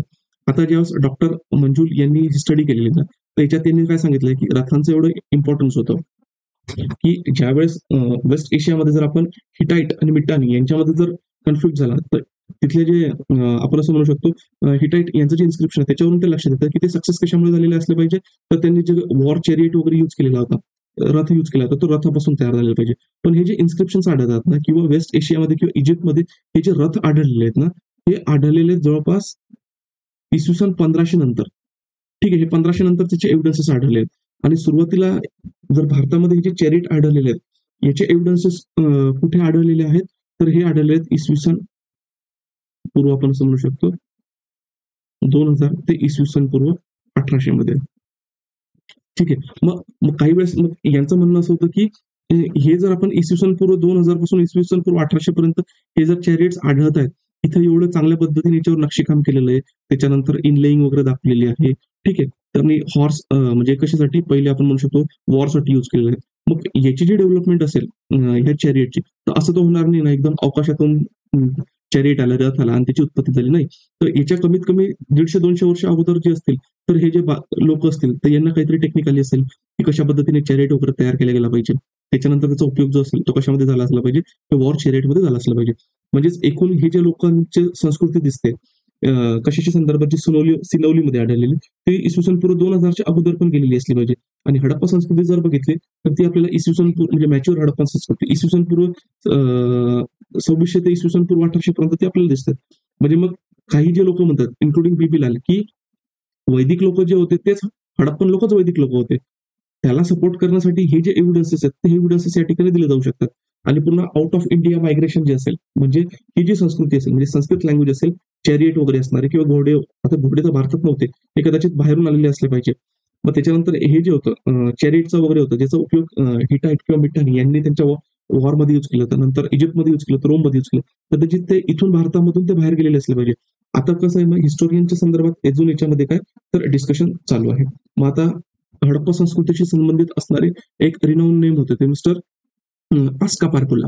आता आस्का पारपुला यांचं पण म्हणणं काय होतं की हे जर फाइंडिंग अशा गोष्टी सांगतायत की इसवी सन पूर्व 2000 ते इसवी सन पूर्व 1800 मध्ये सिनोली मधले एव्हिडन्सेस सापडलेले असतील, तर मग आर्यन्स जे अगोदर म्हटलेलं आहे इसवी सन पूर्व 2000 ते इसवी सन पूर्व 1800 मध्ये आले, ते तर त्याच्या अगोदर आलेले असले. म्हणजे आस्का पारपुला यांनी पण अजून ही जी स्टडी आहे तर स्टडी अजून त्यांच्यामध्ये काय की व्ह्यूज काउंटर व्ह्यूज या गोष्टी चालू आहेत. आणि त्याच्यामध्ये फक्त त्यांनी मग एक स्टेटमेंट किंवा आपण असं म्हणू शकतो व्ह्यू पॉईंट असं सांगितलं की कदाचित तसं असेल तर मग हे आर्यन लोक अगोदर आले असले पाहिजे. म्हणजे जी डेटिंग सांगितली जाते इसवी सन पूर्व 1500 तर त्याच्या अगोदर आले असले पाहिजे.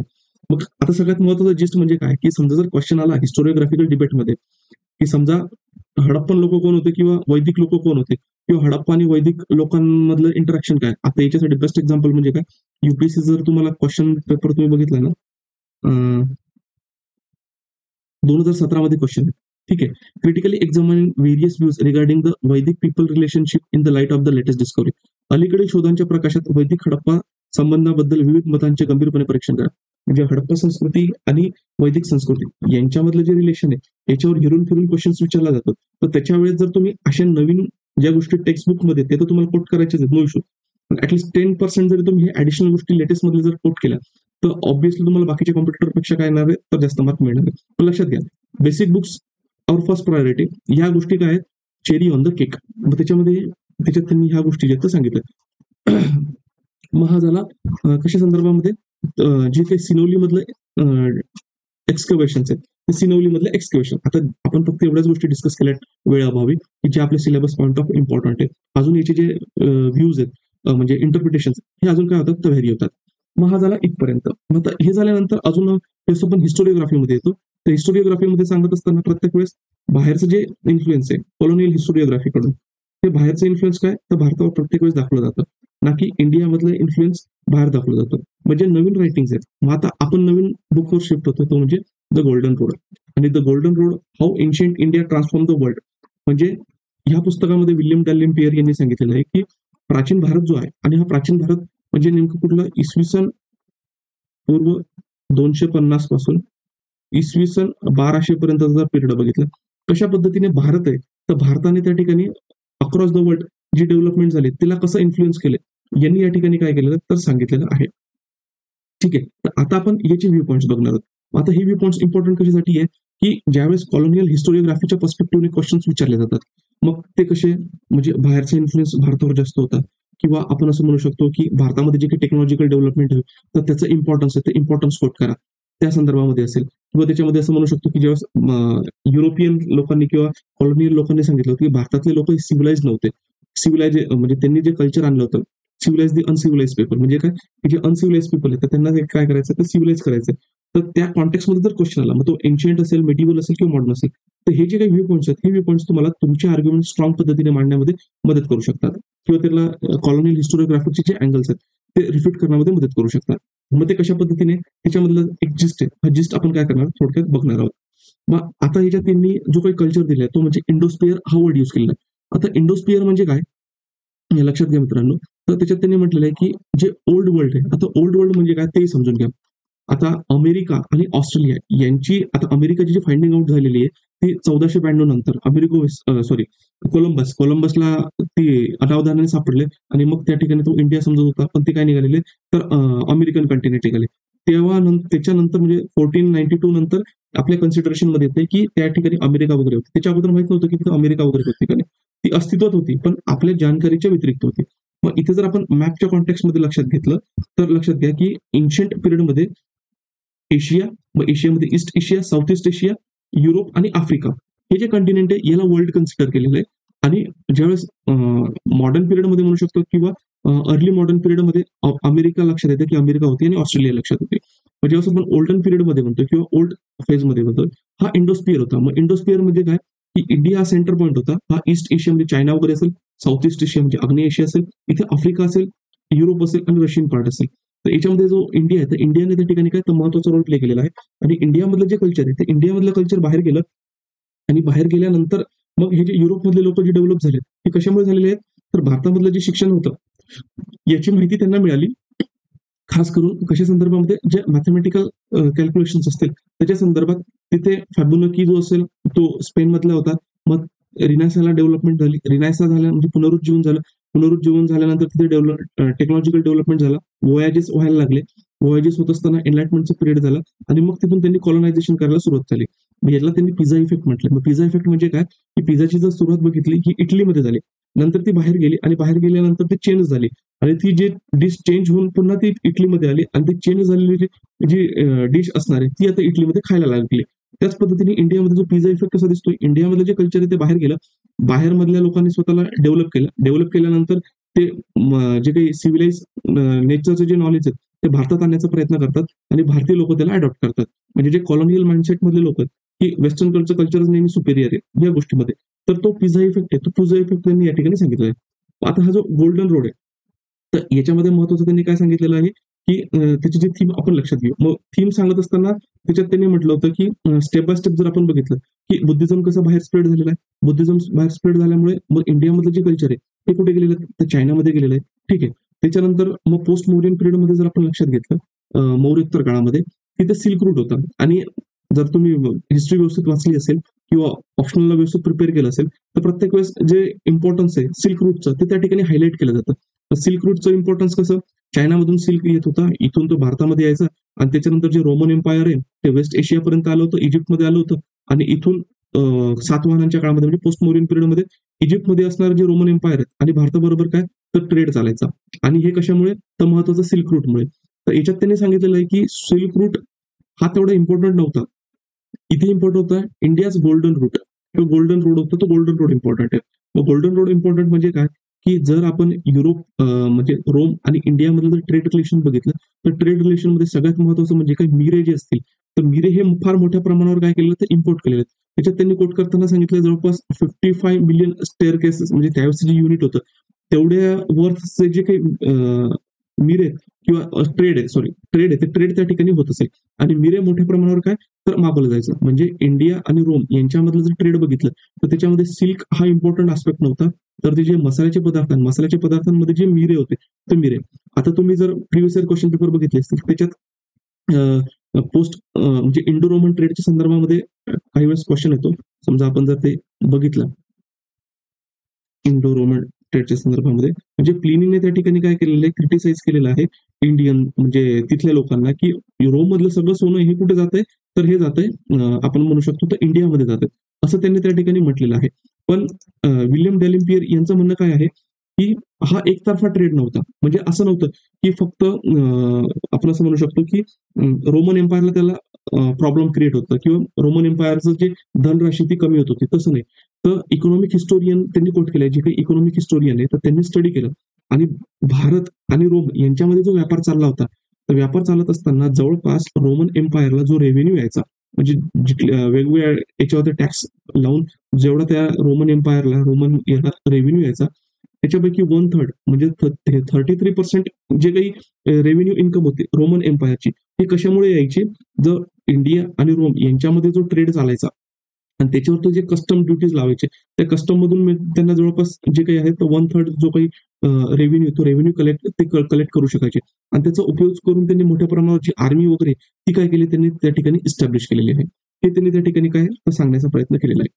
आता त्याच्यानंतर हे सांगत असताना पुन्हा विल्यम डॅलिम्पियर यांचं म्हणणं काय आहे की चायनामध्ये जो बुद्धिझम स्प्रेड झाला तर चायनामध्ये बुद्धिझम स्प्रेड होत असताना आणि चायनामध्ये जे काही डेव्हलपमेंट झाली तर त्याच्यामध्ये भारतामधून जो बुद्धिझम गेलाय त्याचा महत्वाचा रोल त्या ठिकाणी प्ले झालेला आहे. त्याच्यानंतर साऊथ ईस्ट एशियामध्ये जर बघितलं म्हणजे आग्नेय एशिया मग आग्नेय एशियामध्ये कंबोडिया मधलं पहिलं जे काही एम्पायर असेल ते भारतामधून गेलं तर ब्राह्मण आहे कौंडिन्य. आता हे तर जनरली बुकमध्ये सापडून जातं त्याच्यामध्ये काही नाही. मग त्याच्यानंतर येणार जे खमेर एम्पायर आहे तर त्याच्यामध्ये भारतामधलं जे कल्चर आहे ते बुद्धिझम आहे महायान बुद्धिझम त्याच्या मोठ्या प्रमाणावर जे असेल तर इम्पॅक्ट तो आपल्याला दिसतो. आता जे अंगकोर वट आहे तर तिथं आपल्याला लक्षात येते की भारतामधले जे काही रामायण महाभारत त्याचा इन्फ्लुएन्स दिसतोय. त्याच्यानंतर बोरोबदूर टेम्पल आहे समजा जावामध्ये तिथे महायान बुद्धिझम आहे तर महायान बुद्धिझमचा त्या ठिकाणी काय तर इन्फ्लुएन्स दिसतो. ठीक आहे हा जो अँगल आहे हा अँगल पण त्याच्यात त्यांनी काय अगदी व्यवस्थित पद्धतीने त्यांनी डिस्कस केलेला आहे. पुन्हा त्याच्यानंतर त्यांनी भारताच्या मध्ये खास करून गुप्त काळामध्ये जी डेव्हलपमेंट झाली मग डेव्हलपमेंटमध्ये अरिथमॅटिकमध्ये अल्जेब्रामध्ये त्याच्यानंतर झिरोचा उपयोग डेसिमल सिस्टम ठीक आहे. ही जी ऍडव्हान्स सिस्टम आहे ही ऍडव्हान्स सिस्टम जी भारतामध्ये डेव्हलप झाली ती डेव्हलप झाल्यानंतर ज्यावेळेस 7th सेंचुरीमध्ये इस्लामचा उदय होतो आणि इस्लामचा उदय होत असताना इस्लाम स्प्रेड होते त्याच्याबरोबर हे जे काही अरब्स आहेत हे अरब्स भारतामध्ये म्हणजे सिंधच्या प्रोव्हिन्सेस पर्यंत येतात आणि सिंधच्या प्रोव्हिन्सेस पर्यंत आल्यानंतर ते तिथेच राहतात आणि तिथेच राहल्यानंतर अफगाणिस्तानमध्ये बर्मिकिड एम्पायर होतं. हे बर्मिकिड म्हणजे काय अगोदरचे बुद्धिस्ट होते नंतर ते इस्लाममध्ये कन्वर्ट झाले. यांच्या कोर्टमध्ये बरेचसे इंडियामधले जे कल्चर आहे ते कल्चर त्या ठिकाणी येत होतं. त्यांना भारतामधले जे काही कल्चर वगैरे होते त्याचे जे काही पुस्तक होते म्हणजे खास करून जे ब्रह्मगुप्त होते किंवा वराहमिहीर होते यांची जे पुस्तक होते त्याच्यानंतर आर्यभट्ट यांचं वर्क जे होतं ते काय केलं नंतर अरेबिकमध्ये ट्रान्सलेट झालं. हे अरेबिकमध्ये ट्रान्सलेट झालं आणि अरेबिकमध्ये ट्रान्सलेट झाल्यानंतर ज्यावेळेस इस्लाम हा स्पेनपर्यंत पोहोचला स्पेनपर्यंत पोहोचल्यानंतर मग ते जे काही नॉलेज आहे ते युरोपमध्ये गेलं म्हणजे मेडिवल युरोपमध्ये गेलं आणि मग फिबोनसी मग फिबोनकीने काय केलेलं आहे की अरबांकडून त्यांनी जे नॉलेज घेतलं आणि खास करून त्यावेळेस जो ट्रेड वगैरे चालत होता त्याच्यात त्यांनी महत्वाचा रोल काय केलेला आहे तिथल्या जे मॅथमॅटिकल नॉलेज आहे त्याने फार महत्वाचा रोल प्ले केलेला आहे. आणि हे जे अरबांनी नॉलेज घेतलेलं होतं ते कुठून घेतलेलं होतं तर ते इंडियन्स कडून घेतलेलं होतं आणि इव्हेंच्युअली मग युरोपला काय झालं तिथल्या व्यापारामध्ये असेल तिथले जे टेक्नॉलॉजिकल ऍडव्हान्समेंट होते त्याच्यात त्याला काय झालं तर फायदा झाला. अशा पद्धतीने त्यांनी सांगितलेलं आहे की ज्यावेळेस हे युरोपियन्स म्हणतात की भारतामधलं जे कल्चर असेल की भारतात बाहेरून आलेले लोक आहेत ते इथले सिव्हिलाइज करतील तर त्यांनी सांगण्याचा प्रयत्न केला की हिस्टोरिओग्राफीमध्ये जी काही हिस्ट्री रायटिंग झालेली आहे तर त्याच्यामध्ये कॉलोनियल अँगल जो आहे तो त्या ठिकाणी डॉमिनंट होतोय आणि डॉमिनंट होत असताना मग हे जे पुस्तक आहेत याच्यामधले जे काही थीम्स आहेत या थीम्स आपल्याला काय समजायला मदत करतात की त्यावेळेस जे काही कॉलोनियल अँगल आहे किंवा कॉलोनियल पर्स्पेक्टिव्ह तर त्याला ब्रेक करायला विल्यम डॅलिम्पियर यांनी हे जे बुक दिलेले आहेत हे आपल्याला मदत करते आणि खरंच खूप सुंदर बुक आहे म्हणजे ते अर्ली इंडियन्सचं बुक असेल किंवा विल्यम डॅलिम्पियर असेल यांचं बुक्स असणार आहे याच्यामध्ये जवळपास यांनी विल्यम डॅलिम्पियर त्याच्यामध्ये 10 चॅप्टर दिले आणि प्रत्येक चॅप्टरमध्ये त्यांनी डिटेलमध्ये सांगितलं की भारतामधलं जे कल्चर आहे हे बाहेर कसं गेलं आणि त्यांनी भारताने बाहेरच्या कल्चरला कशा पद्धतीने विजडम दिलेलं आहे किंवा आपण म्हणू शकतो की शहाणपणा दिलेला आहे आणि अर्ली इंडियन्स मधले पण आहेत बरेच आता वेळाभावी ते आपण पूर्ण वर्ड टू वर्ड नाही डिस्कस करू शकत पण क्लासमध्ये डिस्कस करत असताना सांगत असताना जिथे जिथे ह्या गोष्टी रिलेव्हंट राहतात तिथे तिथे गोष्टी स्टुडंटला सांगतो जेणेकरून त्यांनी एखादा पॉईंट जर त्यांच्या आन्सरमध्ये मेन्शन केला तर त्यांना ते बाकीच्यांपेक्षा काय होऊ शकतात तर स्टँडर्ड होऊ शकतात आता याच्या व्यतिरिक्त पण बरेचसे पुस्तकं आहेत ते अजून आलेले आहेत जसं मी तुम्हाला सांगितलं की डॉक्टर मीनाक्षी जैन मॅम आहेत पद्मश्री अवॉर्डी आहे तर त्यांनी द हिंदूज ऑफ हिंदुस्तान त्याच्यात त्यांनी बऱ्यापैकी ज्या काही गोष्टी आहेत तर अँगलने त्यांनी डेव्हलप म्हणजे डिस्कस केल्या नॅशनलिस्टिक पर्स्पेक्टिव्हने म्हणजे हडप्पन सिव्हिलायझेशनचं जे कल्चर आहे तर त्याचं जे इम्पॉर्टन्स आहे किंवा रिलेव्हन्स आहे ते कशा पद्धतीने राहत आहे ते पण त्याच्यात त्यांच्या बुकमध्ये त्यांनी काय केलं तर डिस्कस केलं तर नंतर येणारे जे काही लेक्चर्स वगैरे असतील त्याच्यामध्ये आपण त्याचा काहीतरी ओव्हरव्ह्यू वगैरे घेऊया तर आजचं हे डिस्कशन मित्रांनो फक्त सांगण्याचं उद्दिष्ट एवढंच होतं ज्यावेळेस आपण हिस्ट्रीचं प्रिपरेशन करतो तर बऱ्याच वेळेस म्हटलं जातं की history is a dead subject history हा डेड सब्जेक्ट नाही खरंच घटना घडून गेलेल्या आहेत पण त्याच्यावरचं जे काही डिस्कशन आहे किंवा इनोव्हेशन्स आहेत त्याच्यावरच्या ज्या स्टडीज आहेत ह्या स्टडीज काय होत असतात त्या इव्हॉल्व्ह होत असतात आणि तुम्ही जर डिस्कशन मध्ये बघितलं तर कधी ना कधी ते हिस्टॉरिकल अँगलने वादविवाद त्या ठिकाणी क्रिएट होतात तर मग ते आपले रूट्स समजून घेण्यासाठी हे जे नवीन स्टडीज आहेत ते अंडरस्टँड करणे गरजेचं आहे त्याचबरोबर हे नवीन स्टडीज जर तुम्ही तुमच्या आन्सरमध्ये ऍज स्लाइटली म्हणजे चेरी ऑन द केक पूर्ण चेरी तुमचा बेसिक बुक्स मधून पण हे जे काही चेरी टाकणार तुम्ही केकवर हे जर तुम्ही स्प्रेड केलं तर ऑब्व्हियसली तुम्हाला बाकीच्यांपेक्षा काय तर जास्त मार्क त्या ठिकाणी भेटू शकतील आजचं लेक्चर तुम्हाला कसं वाटलं त्याच्यात काही इम्प्रुव्हमेंट होती का तुम्ही कमेंट थ्रू कळवू शकतात त्याचबरोबर तुम्हाला संपर्क साधायचा असल्यास 9511900488 याच्यातून तुम्ही काय तर माझ्याशी संपर्क साधू शकता तुम्हाला अजून तुमच्या स्टडीमध्ये काय हेल्पफुल असू शकते हेही तुम्ही आम्हाला कळवा जेणेकरून त्या पद्धतीने तुम्हाला त्या गोष्टी डिलिव्हर करण्याचा आम्ही प्रयत्न त्या ठिकाणी करू शकतो पुन्हा आपला हिस्ट्री ऑप्शनल बॅच जी आहे ती चालू आहे तर जेही कॅन्डिडेट इंटरेस्टेड असतील तर ते जॉईन करू शकतात पुन्हा नंबर या ठिकाणी दिलेले आहेत आणि या सगळ्या गोष्टी ज्या असतील म्हणजे ऍप असणार आहे त्याच्यानंतर टेलिग्राम चॅनल असेल त्याची लिंक आहे हे डिस्क्रिप्शन बॉक्समध्ये दिलेली आहे हा व्हिडिओ तुम्ही पाहिला त्याच्याबद्दल थँक्यू हे लेक्चर जे असेल तर तुमच्या जास्तीत जास्त मित्रांपर्यंत पोहोचवा तुम्ही आमच्या युट्यूब चॅनलला सबस्क्राईब केलं नसेल तर सबस्क्राईब करा आता आपण इथं थांबूया थँक्यू